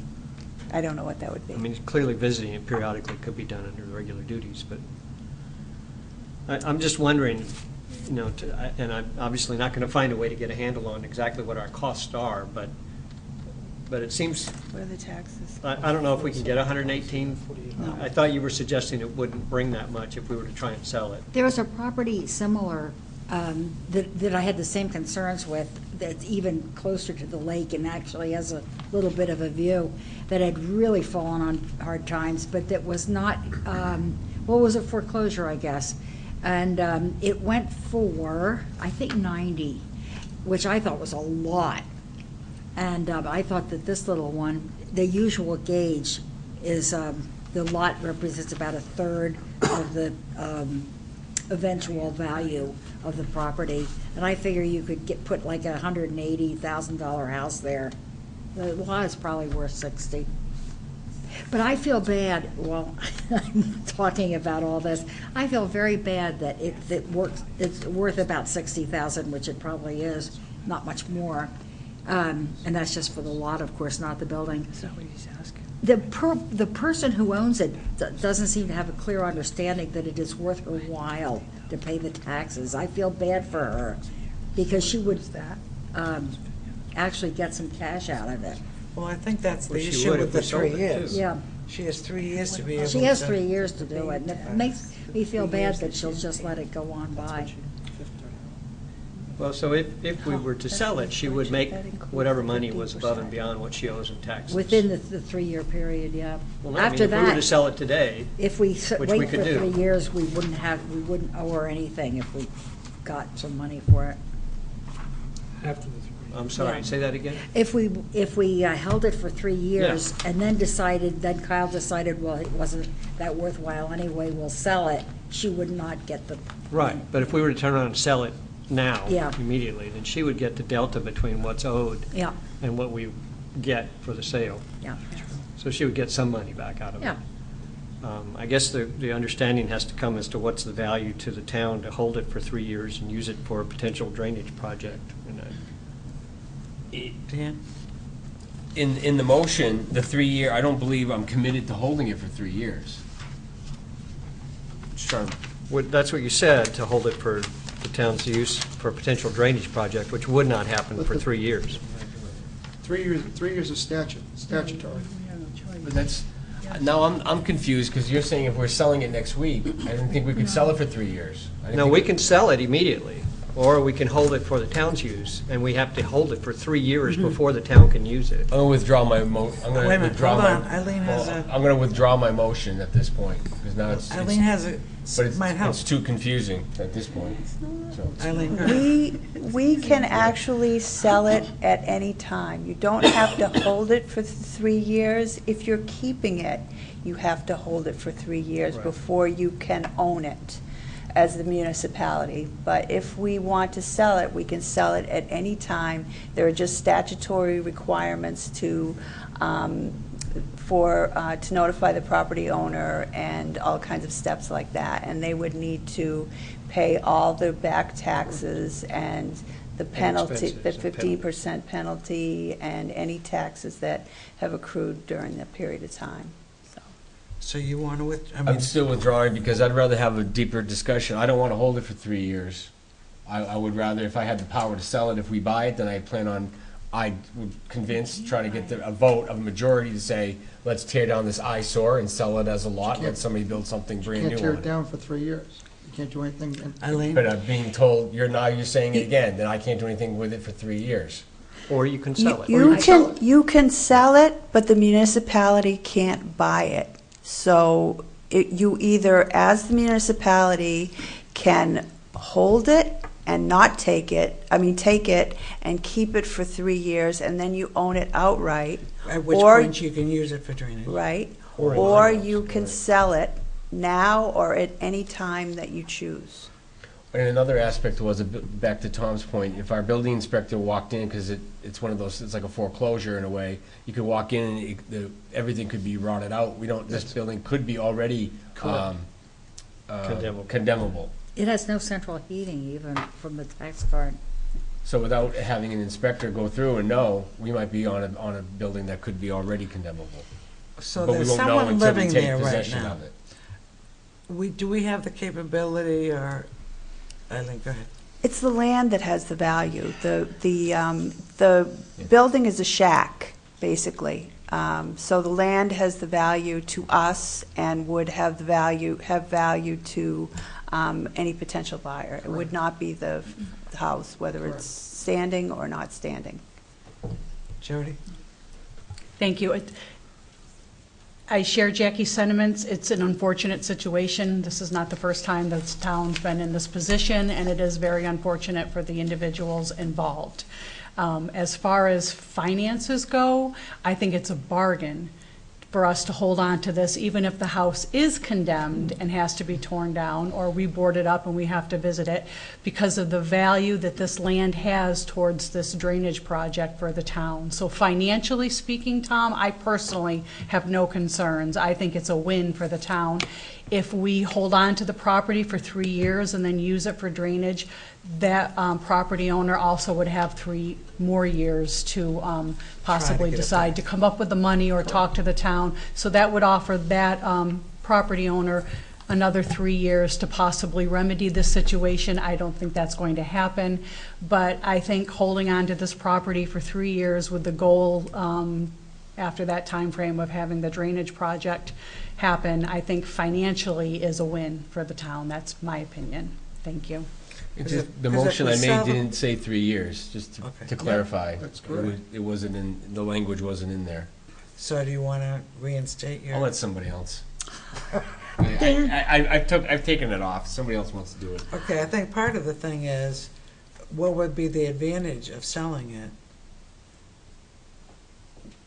It's the person would get whatever money extra beyond they owe us, but then we would not have the option of a drainage in the future. It provides more time for that person too. I guess I understand your point, but it's like, to me, holding on to it outweighs it. That's all. Yes, Jackie. First of all, it might be an easy way to look at it. If we hold it for 3 years, it's forever. It really, we're talking about forever then, because there's no reason for us to hold it for 3 years unless we're going to keep it. Right. The other thing is that there's such a thing as a drainage easement. Even if we sell it. Yeah. Yes, there is, but I believe this property's, But what we would need for the drainage it would for be that like the entire project, parcel it would be almost. it's It would only be like huge. small. You wouldn't have a place to put a house. House or So even a drainage camper. easement for this particular parcel would not be a possibility. Yeah, there would be no value left if you do something like I that. wouldn't say that out of hand. It's possible that that's Paul true. is saying it as well, so. Well, From what I gather of the drainage project, it would be the whole parcel that we would They're going to make a need. swale, is Yeah. Yeah, guess, as if we opposed own to it, it'll following be it down the to whole the thing, Right, yeah. and it being a drainage easement, it would take up the whole parcel if we had to do an easement on But that if it did property. require planning board approval to build another place there, we couldn't sell it. We couldn't sell it at auction, I don't believe, with the stipulation that you had to allow an easement. So if it had to go to the planning board, that could be worked that angle likely, but otherwise, we could. Too complicated. You'd have to go to ZBA. It is complicated. That aspect is too It is. okay, so we are in a blank page right now because Dan has withdrawn. Does someone else want to do that motion? I was going to say he took his ball. Oh, I never withdrew my second. And would you like to withdraw your second? No. Okay. What do we do parliamentary for that? Does he become the initiator? You can if you won't withdraw a second. Yeah, where's Tom Mason? If he won't withdraw his second. Go If ahead. Bill doesn't withdraw his second, the motion can't be withdrawn. That's the way I understand it. Ah. But I withdrew it before he said no. You had to go back. Doesn't work that way, Dan. Okay, so the motion reluctantly follows through with Dan Dwyer and Bill Boyd. A card laid is Well, a card or, played. or Bill could take the motion on his own, which would make sense if he wants to keep the second. You got forced. I sincerely, professionally, I would want to withdraw my motion, and now you're no. Do you All right, want to fine. say, go and then make the motion remember yourself? I'll withdraw it. I'll withdraw it. Okay, so do you want to make the motion yourself? Yes. Okay. Same Madam Chair, I move that verbiage. the town council vote to retain ownership of the tax deeded parcel located at 7 Richards Road, identified as tax map 6A-2, lot 144, because it can be used in support of future drainage and/or sewage infrastructure. Second. Motion made by Bill Boyd, seconded by Jody Valencourt. Any further discussion? Hopefully not. Nope, there is. I mean, I still haven't received any numbers. I appreciate, Jody, that you think it's a good win, and I appreciate that it probably is a good win. Eileen just gave us the numbers. What numbers? What the parcel is worth and what the taxes possibly would cost and what the insurance costs. Okay, I didn't hear them, I'm sorry. What taxes would we lose? And then what taxes are already owed on the property? What's the current refund price for the previous owner? Unfortunately, the only number that I have includes the 15% penalty. So unless Well, that's Paul what they would can have to pay. devise that out of there, Because it was then changed to I don't 10. know what that number is. Approximately? Any guess? So a 15% penalty on $118,000 is what? Somebody have a calculator? like 20,000. 16 Paul's- It's like Paul's 20,000. doing it. All right, so she owes, this person owes about $10,000 in taxes, and the taxes annually will be about $4,000, So we would lose 12,000. 12,000 in taxes, and then whatever the boarding up costs, I can't tell you what that would be, but I would imagine it would be fairly negligible. Couple of $100 maybe. You think Plus that manpower. little? Just for windows, right? The question would be whether you want to fence in the property. Well, That would be plus the. Let's say it's a couple of $100. Putting boards on the houses is negligible. The question will be whether or not you want to fence in the property to keep people out of the property. Then you, Well, I wouldn't fence it in. Potentially, we have to evict the people that are there. well, yeah, once the That's eviction goes first. through, then yeah. They have been a big. But that would be at the discretion of whether or not we want to fence it off. So my guess is we'd end up spending anywhere between $2,000 and $5,000, or maybe even up to $10,000 in just physical and legal fees to acquire and secure this property in such a fashion that it doesn't look like an eyesore, because it's going to represent the town of Merrimack, right? If we own it and we're in control of it. No? That's fair. Okay, so we're at about $50K in value there. You're already Either out lost. money as it is to begin with. If the taxpayer comes back and pays the bill, we're good. If the taxpayer doesn't come back and pay the bill within 3 years, then the town can choose to do what it sees fit. And yes, there's always a cost that's inherent in trying to secure a piece of property. I understand and I accept that. Our But at the alternative, same token, I also think it's a little bit putting Eileen and Paul on the spot to arrive at that particular figure, considering that question. We didn't talk about that question 2 weeks ago. For them to provide that information at this hour, I think is a little. We have a good idea. But I think we do. But that being said, I have a good idea to make a decision. That's me. I feel I'm comfortable. well, I appreciate that. Finley? I'm sorry. Go ahead. No, I didn't know if you had something to add to. Finley, go ahead. No, actually, mine was just, I'm wondering, I don't recall what kind of conversations we had with this person or not. But if they didn't want the property and wanted to expedite a sale so that they could get the greater proceeds possibly, is that something that they could request of the town? Because if we wait 3 years, that's deeper in the hole, there's more taxes. Although, do they pay the continued taxes? We own it now. Okay, It's so been there would be no deeded to the additional town. taxes. We already It would own be it. what's owed plus the 15% penalty, Right. and then they could get it Just back. 30,000. And so, all right, so there's no added cost to them. Well, it's right, and there will be additional costs as time goes by for tax. I don't think we can charge them taxes when, for the interim period or anything like that. We would lose them. But we'd get the penalty, which is significant. So the worst case would be they came back in 2.5 years or something and decided to redeem it then, because now we'd have to swallow the extra 2 years of taxes because it was ours. I'm wondering, I don't recall the answer from before. Have we spoken to this person?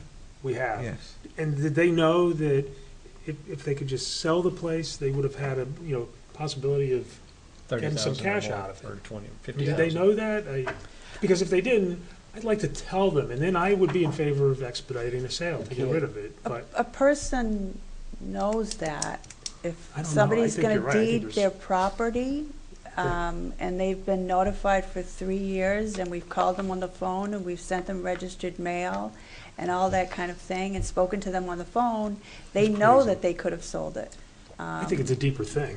I think that there's a personal consideration here with her family members that have lived there for 5 years, probably letting them rent squat. free. Hmm? She's letting them squat. Exactly. All right. Yeah, and you had said that before. But you're right, it's been a while since we had a Delineation. conversation. Okay. So I Sorry, Tim. appreciate Go ahead. that potentially this is valuable to the town, and that for a cost of $50,000 over a 3-year period, we'd get a $100,000 piece of property or something like that, or $60,000 piece of property, whatever it is, to be able to use for a drainage project. The alternative that hasn't really been clearly discussed, in my opinion, is that we could turn around and sell the property. The person who lost it would have to pay the town, or we would retain about $30,000 in taxes and fees and expenses, and they would receive whatever delta there was, potentially up to $30,000 or $40,000. And so, in light of what Finley's suggesting and stuff like that, that's why I wanted to bring it out to make sure we clearly understood what the alternatives are. We're taking this, we're either going to hang on to this and hold it for a drainage improvement project, and I'm not clear on exactly how important that is, except that it's on the top of their list of things to do. But we can't do it for 3 years. Or we sell the property, get it off our hands, remove our liability from it, make it valuable, put it back on the tax rolls at some value. If someone were to build a nice house on it, it would go up in value instead of down. And the property owner who's lost the property could at least receive something back for it. That's where my questioning comes in. Yes. A question for Paul and Eileen. Don't go to sleep yet. I was wondering, this property sits kind of in the middle of other houses, and there are other houses in that neighborhood that are very well positioned to to have a swale or whatever. This one, I'm wondering if Kyle would, because of the windfall of getting a property in that neighborhood, whether he would use it, but another property might be better for a swale that's maybe, there's a right-of-way that comes all the way down from Babuzik Lake Road and even from another hill even beyond that is a very active, waterway, I'm sure. And there are houses that abut that would be much better. That's all. Dan? To dovetail off of Jackie's comments, I think that whole sewer future drainage is a very big long shot. Millions of dollars that's a huge infrastructure for that entire area down by Babuzik Lake Road and all those houses. I could not say, being here for the last several years and knowing the future budgets, that is a significant project that I see actually happening. So I'm more convinced with Tom that I don't really see that value or the reality of a drainage project actually coming to fruition down there. And Jackie, like you said, there may be a better property to have if it was to take place. It may not be that spot. Might there be a compromise in the middle? Maybe I should continue taxes. Yeah. Yeah. Yes, we own it. Well, we could sell it. Right. I mean, it goes to Why don't- our meetings the before. two We said we don't want to be a bank. The choice That's why this has is come that to the us. town owns the property on paper. This is a motion to retain ownership, which basically, and correct me if I'm wrong, stops the town from collecting taxes on it. Okay. That's the only subtlety. So But in the meantime, the question is, do we want to continue to let the clock tick on the taxpayer and let the, it's probably the wrong choice of words, let the tax calculator keep registering every single day? Or do we stop the clock and make a decision to allow this taxpayer to figure out that she can get back in, or if she can't, have the town be in a position to be able to do something with it. I mean, part of our action with this motion, it provides the power to have that person have to move out. Is that accurate? The person has already been served with an eviction notice, and I'm not sure where it is in the Okay. process, but I really'd rather not get into Okay. those kind No, of I personal understand. matters. But I didn't know if there was a legal. But Okay. what Bill was saying is that the person will not, the person that owned it will not owe taxes in the years that we keep it, because we own it during that period of time. Correct. So the clock has stopped ticking Already. on the amount of money, except there may be interest on the $30,000 that is currently owed. But the taxes then accrue to the town or get abated by the town if we retain it. Okay, but we do own it. We do own it, yes. So it's not a matter If we continue of- to own it. So our choice is It's- hold it or sell it. The question Bottom is, do you line. want the clock to run or not? Bottom line. Yes, right. The question is, do you want the clock to run or not? Or sell it. What clock? The For tax 3 clock. years. The tax clock is stopped. We own the property. No, There's this tax- motion stops the clock. If we, No, if, Not according Eileen to what just, Eileen Eileen just said. I just 3 asked minutes the ago. question. I just asked Eileen the question. If we vote to retain, the clock stops. And I don't mean to put you, but you said that, correct, Eileen? Confused again. We own it now. I We said that. own it. I said that. So the clock clock already stops for the taxpayer, has stopped already. So that person, in order to get the property back, would have to pay $30,000, which includes the back taxes, interest, fees, and penalty. And the taxes going forward would not accrue to them because they don't own it. But we can't do anything with it for 3 years. We, as a municipality, Can't do can, anything. as the municipal owners, cannot do anything For ourselves, except sell it Except sell or it. keep it. Right, right. That's why this motion is confusing, because the first word, I move the town council vote to retain ownership, so we can keep it for future drainage, instead of selling it. I'd like to have a counter motion for hypothetically, I'd rather sell it. If But we're gonna- that's, if we're- if this, And that's what I mean. It just seems if to me this gets that defeated, then that would be if the we all next have one. the idea, if there's any possibility that this future drainage really is a kind of a fantasy, then I would think what we would want, we as a group would want to just take it and sell it, and let the next person give the proceeds as they see fit. Nancy, can I just want to say Yes, one more Jody. thing, please, and then I'm not going to say another word on this. Tom, I have no problem with your line of questioning, with you wanting to know the dollar amount. I have no problem with that. It was your implication when you said, I'm fine, okay, that you, Jody, you think that you know. That was what I took offense to, and that's why I said Eileen had the numbers, and I had a pretty good idea of the financials. You are totally within your rights to ask those questions, and I have no problem with that. But I had heard the numbers, and I had an idea about cost, and that's why I made the statement that I did. As far as this project being a fantasy, I don't have the experience, the knowledge, the degree that Kyle Fox has. I have to go as a town council member by what my department head tells me he would use this property for. Dan, don't make faces at me.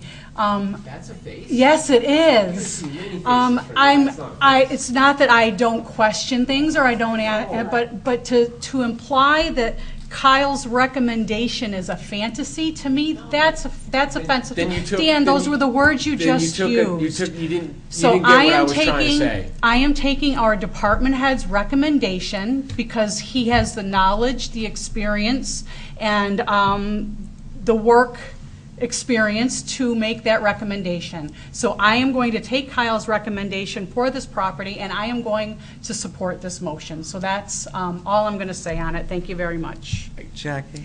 I also, Just so I'm- yeah, oh, yeah, Go ahead. yes.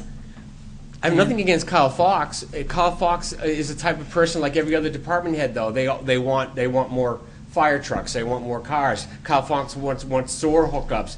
A guy like Carl Fox, in all due respect, would like to see everybody off septics and everybody have drainage. I'm just saying, what I find surprising about you was being here for 2 decades or more, same with me, we kind of know the reality of our town. So when I've been living at that end of town, thinking that we're going to pass some type of multi-million-dollar drainage project around Babusick Lake Road, as a gambling man, I'm like, nah, that's probably not going to happen. If I'm going to betting odds, it's probably not going to happen. I'm not calling Kyle's fantasy. I'm just saying, knowing Kyle, he would love to put drainage and septic out of business all over town. That's what I meant. It was no disrespect of him having a fantasy idea. I just don't think that you living here all this time, you know how many drainage projects we have or haven't done. So that's the only thing. Our personal experiences give us certain opinions. But we don't know what kind of drainage. You're talking about a whole, it sounds like, you're saying it's a large drainage system having to do with sewage. It may be something that has to do with... That drainage is huge. It's the concrete, when they're doing drain from runoff, and we're having this MS4 discussions, it is complicated, and it is in the millions. Millions of dollars. It would be a bonding issue. It's very complicated. It's dozens and dozens of homes. So it's massive. Okay. Yeah. I misunderstood. Jackie, go ahead. Yeah. I just want to say, that I also respect Kyle's opinion, and I assume that he can do something with this lot. And I had this conversation over the breakfast table with my husband this morning about Kyle, and that I trusted that he certainly knows what he's doing. Now, whether he can do with that is another thing altogether. And I do want to say that I'm going to abstain on this vote. And if anybody needs to know why, I will tell them. But I appreciate your own feelings. Yes, Bill. It's just because I appreciate what you're saying, Dan. I agree with you. To do drainage infrastructure, it's big bucks. It's big bucks. About a year ago, I went down to that particular neighborhood because the roads down there are not paved, and whenever it gets rainy and muddy, it gets very ruddy down there. And I know, and Paul, correct me if I'm wrong, I know DPW has to go down at some particular point and regrade those roads at least once or twice a year. The frequency is irrelevant. The fact that they have to regrade it down there is part of the point why Kyle is making this recommendation. Because the runoff that is coming off of Babusick Lake and South Babusick Lake Road is impacting this particular neighborhood in a lot of different ways. People have to drive down that road, they have to walk down that road, and for the fact of the matter is, when you're going from a pervious service to an impervious service, it has a dramatic effect on the people who live down that neighborhood. So if we're able to provide a remedy and a particular level of relief to particular people in the neighborhood that are looking to us to solve a problem, and it's the question of taking a piece of property to put in a swale to mitigate some of the water that's going down into that particular neighborhood, I think we have to consider that. The question then becomes, is it a viable option or not a viable option? That's a conversation for another time and place. But at this particular time and moment, the recommendation that's being made to Kyle is an opportunity to provide drainage. And having been down there and have personally walked that particular neighborhood, I can see the need. I can absolutely see the need for having some type of improvement down there to help that neighborhood. Hold on. Finley, hold on. I'm sorry. I would like to call a question, but I'm not going to right now because I do have a question. And that's, Finley, you're late. oh, sorry. Thank you. The parcel, is the number correct here in 7 Richards. 682-144? Is that the correct lot? That's correct. Because it looks, I'm looking at the GIS here, and it appears to be a larger lot, so I didn't know if the GIS has an incorrect number or. And my vote on what we're going to be doing, it's not critical, it just looks off. It's 1/4 acre according to what Kyle's letter says. Plus it has beach access. Yes. All right. What I was going to say, I'm sorry. Hold on, were you done? No, it's just in question, but I don't know if it's wrong on this GIS. I don't know. To Bill's point, I would say after living here for 20 years, what I've witnessed in that neighborhood is neglect. We haven't had DPW directors for the past 20 or 30 years who would have had many opportunities to do some mild paving and some mild drainage work over the years. They haven't. So I'm not going to get tied up into what I'd call a fantasy project of multiple millions of dollars in 3 years when we own this little sliver of land that may or may not, to Jackie's point, really fit into the grand scheme of a drainage project. When in reality, our councils and selectmen over dozens and dozens of years have not even sought fit to pave their roads. That neighborhood, as far as I'm concerned, has gotten the short end of the stick for a long time. Why can't we haven't even done some paving down there? And we haven't. So The neighborhood has grown from being traditionally beach camp lots to, It's also a lot of questions on right-of-ways and everything down there. Absolutely. There's a lot of confusion, so. But paving, it starts with some paving. We haven't done any paving. So how concerned have we been, is what I'm saying. the reason why you can't do paving is because you don't have the drainage down there, because then you increase the runoff into Babusak Lake. And now we get into our whole, There's our- probably the some, MS4 issue again. And this is how I'm looking at it, is that it's an opportunity to proactively figure out how to do it so that we're mitigating the runoff going into Babusak Lake. Like I said, whether or not it happens is a different story. okay. Nancy? Have we beaten this to death? No, not yet. Well, absolutely. Okay. I just- Eileen? I'm just going to make a suggestion. I'm not sure in terms of protocol whether or not you can table the motion again, but if anybody felt that it was worthwhile, we could have Kyle come in to the next meeting and give a further, more in-depth explanation, and all these questions could be asked of him while he sits here. So that's up to you. Okay. Tom? Thank you. I just wanted to respond to some statements that Ms. Valancourt made. I'm sorry, and I didn't mean for you to take offense at my comments about your expressing your understanding of it being a win. However, we're in a public meeting, and my intent has always been to make the public as aware of the information as possible. And the information that you referred to that you had was not public, to my knowledge, had not been stated in this meeting. Eileen just said it, Tom. Well, I didn't hear it, okay? And she has since stated it again, and I've added it all up, and we've come up... That's fine that you didn't hear it, but to imply that I have this private knowledge that wasn't discussed here, I heard it the same time you did, Tom. That's, the fact that you well, didn't hear it is fine, thanks. but My it's your other intention has been- implications. You're making it worse. My intention has always been to try and make it as clear as possible to the public what monies we're talking about. Thank you. Okay. Can I call a question? Is that even allowable by the chair? Then I'm going to do it. Okay, so let's vote on this. All those in favor of the motion, say, What's the motion? Sorry. The motion is... It is to retain still. Okay. Motion to retain. That's right. It's in so your packet. Thank you. okay. All those in favor say aye. Aye. All those against? Nay. It loses because it's 3-3 because Jackie's abstaining. Right? 3 yea and 3 no, and Jackie Flood is abstaining, so the motion does not pass. Yes. Oh, voted against. Okay, that would be Finley, Rothaus, Tom Koenig, and Dan Dwyer. Thank you. Yes, Eileen, Now you need to vote to sell it. correct. We are good. Yes, Dan. I'd like to make a motion that we sell the lot 7 Richards Road, identified as tax map 6A-2, lot 144. Seconded. Motion made by Dan Dwyer, seconded by Bill Boyd. Do we need any more discussion? Just, the motion absolutely should be voted on tonight, but I would like to make sure that we have the right number, because it just seems different here. It does, yeah. Doesn't seem appropriate. He didn't call it out by tax map, so 7 Richards is the one that's implied. Okay. No, right, it's by street address, that's fine. Okay. Okay, and you're still abstaining, Jackie? Yep. Okay, so all those in favor say aye. Aye. Okay. Those against? Jody Valancourt and Nancy Harrington against, and Jackie is abstaining. So I guess we're selling it. Okay. Done deal. Okay. Do we need any more information? That's, okay. So we're going on to the minutes of Thursday, May 26th.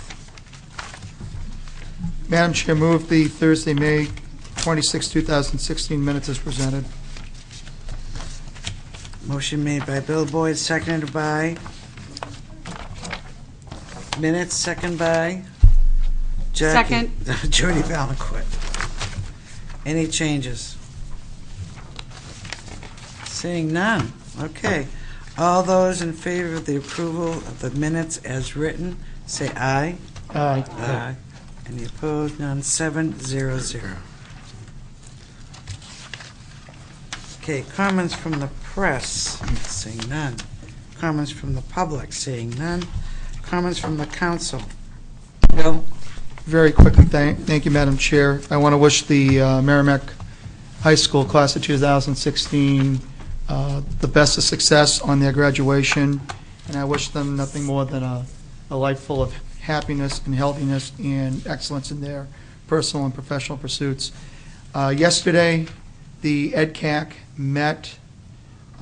We talked about three things. The EdCAC is working closely with Jillian Harris on the development of a business guide that would be made available both online and in hard copy to people moving to town, people looking to build in town, that kind of thing. It's a 24-page document that in layman's terms provides everything from soup to nuts as to how to go about interacting with all of our departments in the town of Merrimack.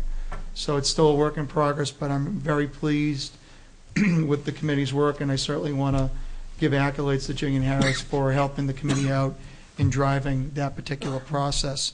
There was also discussion regarding the Business Expo.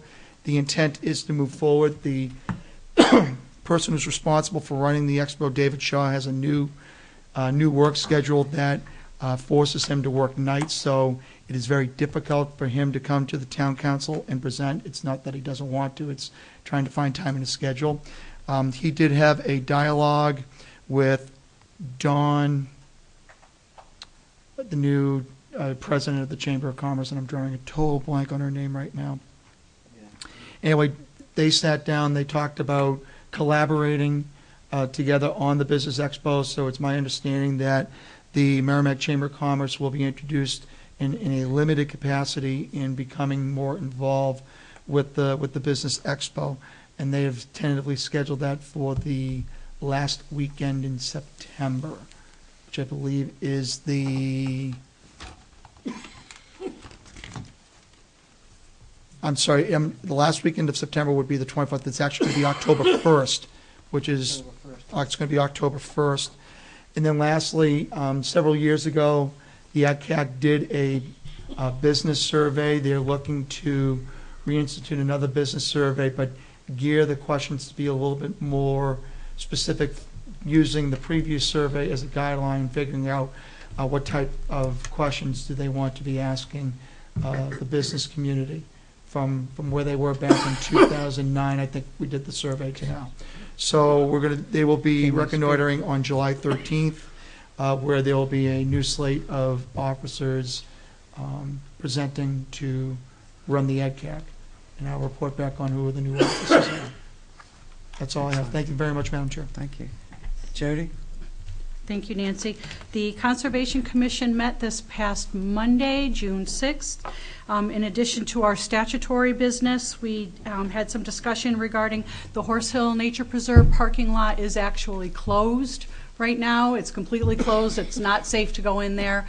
There was some discussion about getting some additional signage up, because I think we had signs in on the kiosk, so you would have to drive in the parking lot in order to see them, so they wouldn't be doing any good. So they're talking about putting more signs up outside the road. You are able to still park at the Botanic Bowman parking lot, and there is a very limited amount, but there is some parking available still on Natticook Road. But I think everything is going smoothly, and hopefully July 1st that parking lot will be finished and reopened. There was also a lot of discussion. There's a lot going on Greater Woods, mostly positive. There's a lot happening on that piece of property, but there is a problem with trails being created by motorized users without permission from the Conservation Commission. So there was quite a bit of discussion about the appropriate way to handle this. It's been an ongoing problem. It's not a new issue. It's people who are familiar with the stewardship plan. They know how this all should be working. So there was some discussion about possibly contacting the police to have these people put on notice. You can't just go out and create a trail with your motorized vehicle and not have permission to do it. That's just not allowed, and I'm pretty sure that the people who are doing this know that. So there was quite a bit of discussion. There's a lot of frustration on the part of the Conservation Commission and the Greater Woods Subcommittee about the best way to handle this. So if you watch our meeting, you'll hear a little bit about that. I believe there's going to be a walk. I'll certainly share that date with you. It's because it would have to be posted as a public meeting. There's going to be a walk out there to address these trails that have already been created, along with proposals for trails that are contained in the stewardship plan and how to move forward with those. Then one other thing, I'm not asking for a decision from anybody on the town council now, but the Conservation Commission did talk about having a Ned pipeline post-mortem conversation at our next meeting. You know, what did we learn? What would we do differently? What do we want to maintain? What kind of records do we want to maintain for the future to protect our property in case something like this comes through again, which is definitely a possibility. And they asked me, the Conservation Commission, because they were referencing the town of Brookline. Did you all see the letter that the town of Brookline sent in to Kinder Morgan requesting reimbursement of the money that they spent preparing for the pipeline? Well, they all asked me what the town council, if the town council was planning on doing something similar, and I said we hadn't had that discussion, but I said I would, they asked me if I would please bring it forward because the Conservation Commission is interested in doing something like that. I don't have any pie in the sky ideas. I know legally that there's no precedent for people collecting this money, but there is an email that I can share with all of you after this meeting because it would be a public document from Tad Putney. I'd also like to share, if you would please, Jackie, pass those letters down. This is the town of Brookline's letter, along with an invoice, which I thought was a nice touch, requesting their money back. Here's an email. Paul actually gave Eileen a number. I don't have enough of those for everybody, but I guess the total number, Dan, I thought you'd be interested in this, that we spent on legal counsel is $79,596.33. I asked Eileen if there's any way we could quantify staff's time. We could probably roughly, I don't know that I want to waste Eileen's time doing that, but again, that would be the privy of the council if they wanted to do something like that. But I was just looking for consensus to see if the council was interested in doing something similar. If you were, I would work with Eileen to craft something and have it prepared in our packet for our next meeting, and possibly we could take a vote. I think it's a statement, it's a final tally, and it would also be a public document so that everybody in the south part of New Hampshire would know how much money all the towns and conservation commissions have spent on this. So should a pipeline project or anything else come through again, we'll say, well, look, we had to spend this amount of money. It's out there. It's public information, and it's immortalized in print. So if no one objects to considering this, I would like to bring this forward as an agenda item at our next meeting. Thank you very much.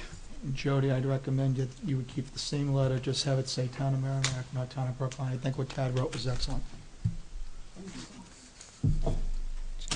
Anything? Okay, from the sublime to the ridiculous. I would like to remind everybody that the Parks and Rec Department is sponsoring a yard sale.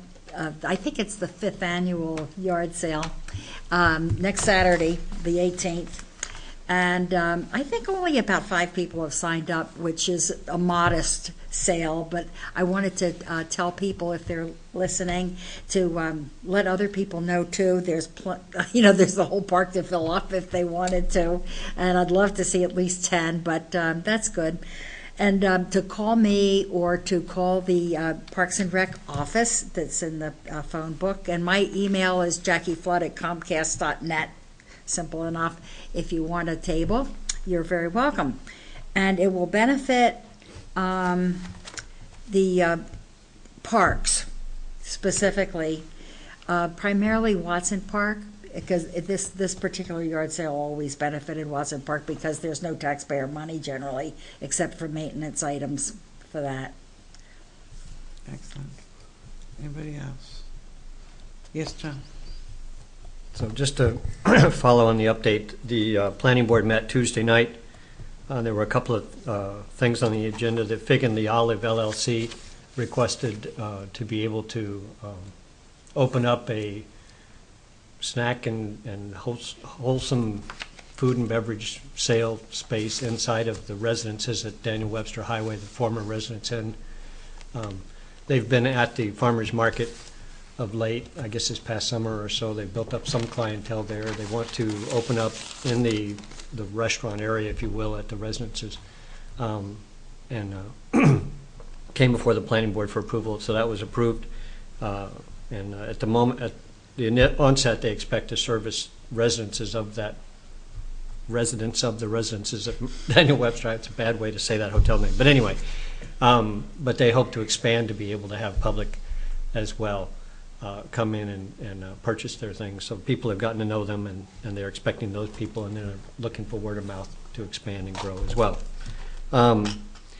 There's another project, a company wanting to build a long-term residence hotel in the parking lot of the former Merrimack Hotel. They want to take over about 2/3 of that parking lot that's out front of that building and put up a 4-story, 123-room hotel. That would be an extended stay hotel. The planning board didn't move on that. They tabled it. They're trying to subdivide that lot into two, taking a big chunk of that parking lot out. We're looking to town council to understand, legal counsel to understand what ramifications there might be of splitting that property up, given that there is an existing as-built plan in place that would become null and void by splitting this lot out, because they would no longer have their parking. So that hotel would no longer have the parking necessary to run it as a hotel. The people presenting this would argue that that hotel is not useful as it is anyway, and it ought to be torn down, and maybe that's true. But at the moment, they have a valid plan that's built in place, and it doesn't seem proper for us to just violate that by splitting up that parking lot. So we have some questions. I guess other questions are whether or not there's any value in that property as a hotel and parking lot, and if we destroy it, did we just destroy that value versus the value we'll gain from this other rebuild? So that, there's a lot of good reasons to have this hotel built there, but there's a lot of concern about what happens to the other 15 acres that are there with the blighted hotel on it, and how do we move that forward? There were a couple of other small things. Trying to remember right now exactly what it was. The gas station on DW Highway, the former, or it says now New World Gas, wants to expand their canopies to handle, to be double the size, to handle 4 stations instead of the 2. They're looking to rebuild and remodernize that building and reopen it. They had to close last December 31st, I guess, because they had to pull the tanks out of the ground because they could no longer receive fuel deliveries into those tanks. So they've since been replaced. Now they're looking to expand their ability to pump gas and revitalize that building. So that was approved as well. And some other minor things, as well as a major discussion with an individual on, and I'm going to forget the name of the street. Where is he? 7-lot cluster subdivision off Wilson Hill Road. I'm sorry. Lower Grader Road and Wilson Hill. He wants to build a 7-lot cluster subdivision, or maybe 12 lots regular subdivision up there. There are 3 or 4 homes along Wilson Hill that have very poor water pumping right now in their wells. And they're very concerned that if you put 12 or 17 houses up the hill behind them, that it's going to damage their well water as well. So there's a lot of question as to whether or not the planning board really has authority to judge whether or not somebody can develop their land based on how it might impact somebody else's well water. But certainly those residences feel like they have a claim to water, and that somebody developing on land next to them shouldn't be impacting their water. And so there's an ongoing discussion to try and figure out how do you measure and handle that and things of that nature. Drill a little deeper. Yeah. Well, that's That's one discussion that came up. And if you read the minutes of the meeting, which haven't come out yet, you'll see that there was quite a bit of discussion from those residences about how they've tried to do that already. Generally, that's it. The other item was tabled. But if there are any other questions on the planning board activities, I'll be happy to bring them up. Yes. Finley. I do have a question. Tom, I noticed the, I don't know if it's part of the Sia Hill complex or the complex just north of that. There's a building that was office space that has been, it's being changed into apartments, as I understand it. Was that part of one of those two units? One of those PUDs, I believe they would call it? Crosswood Path. Crosswood Yeah, Path. that whole Crosswood Pass, that came before the planning board quite a while ago. In fact, I was on the board, so it was before last year when the guy came forward and said, I know I had this commercial element and this residential element and all this stuff that I put together in this plan, but he's been unable to fill that commercial space. He's only rented it to like 2 or 3 people, so he's been losing money on the commercial aspect of it for quite some time. And so he came before the planning board asking to be able to convert that commercial building, the last one that was there, into residences, because he's confident he can sell or rent the residences much better than he can the commercial property at this point. So it's been an ongoing thorn in our sides, I guess, as we continue to argue about any of these kind of planned developments where they talk about commercial property and residential property. And it became quite the contention when they were talking about the property up by St. Gobain and wanting to put in 4 residential properties or 5 buildings, 4-story buildings, and promised to build retail in there as well. Well, so we had quite the argument about with them as to whether or not they needed to get started on the retail up front or at least do something to promise retail or commercial use of that property to go as a combined modification of that commercial property into a residential commercial retail program. And they finally got approval to build 4 but not the 5th. They haven't started on it at all. Well, the reason I asked the question is because that is part of the, I guess, is it a PUD? Is that what they call it? I don't know that it's technically called a PUD in that case, but it's that kind of a thing, a planned unit development where they plan on a certain amount of commercial and residential to be combined to hopefully provide some synergy. Right, and the reason we do it, of course, is because it helps in the tax rate, for residential versus commercial. It's all kind of part of that, so the impact on the town is not as great as it might be if it were all residential. So I didn't know was there a reason, would there have been a need to go to zoning for that change, or is that something that the planning board, it's their decision to force that commercial component on that development in the first place? I don't know about the legal aspects of it, but I know that we discussed it over a year ago and went through that discussion and planned it out and decided, with the aid of the Community Development Department, that this was a legitimate way for him to proceed. Okay. Thank you very much. I appreciate that. Dan. I was concerned about that, and I called Eileen about it too when I first read about the Starwood Hotel extended stay. And I hope everybody is concerned about that, because for me, it's the smell test, the common sense. Who builds a multi-million-dollar hotel and they're going to tell us, oh, but we're going to leave that old dilapidated hotel standing? Right away, the red flag should go up. So we get to have a right to question developers that want to come into our town and do things a certain way. And this one, and I want to be on the record, this one stinks to high heaven, that you're going to come in, build this beautiful place, oh, but we'll get to that eyesore later. Yeah, there's something's not right there. I agree. So everybody should be telling that to everybody along the way, because That's what the Conservation Commission was questioning that night Yeah. when I was talking about Yeah. it. It just didn't make sense. It doesn't. But now with Tom's sharing of information at the planning board, Right. it makes a little bit more sense to me now. So I agree with you, Dan. I mean, we've waited a long time for having something. I've been on the record before saying I think the property is snake bitten. There's some type of voodoo curse on that property. Let's face it. It's weird. It's very, very weird. Right before the crash, if I can quote the numbers right, it was valued $12 million, and then the new owner bought it for $1.2 million. So great for him. If I had an inside track, I would have bought it for $1 million too, right? I mean, so something's really weird about that property, that it has been this decades now, 2 decades, it's been blighted and standing there, and we've had the water park come by, or the assisted living come by, tons of flybys. But now this latest one is bizarre. Weird. You want to do the hotel? Great idea. But when they said that they were going to leave that standing, my ears perked right up and said, wait a minute, what's going on? So all of us, just let's keep this on our radar, because this one's a little funny. Funky. Thanks. Okay, the other thing I'll end with is I'd be happy to put that on the agenda for the next meeting, Jody. Thank you, Nancy. And I don't see any objections to that. Okay, excellent. So there'll be a draft letter available and all that. Okay. We are ready for a motion Motion for to adjourn. dismissal. Okay, motion by Bill Boyd, second by Tom Koenig.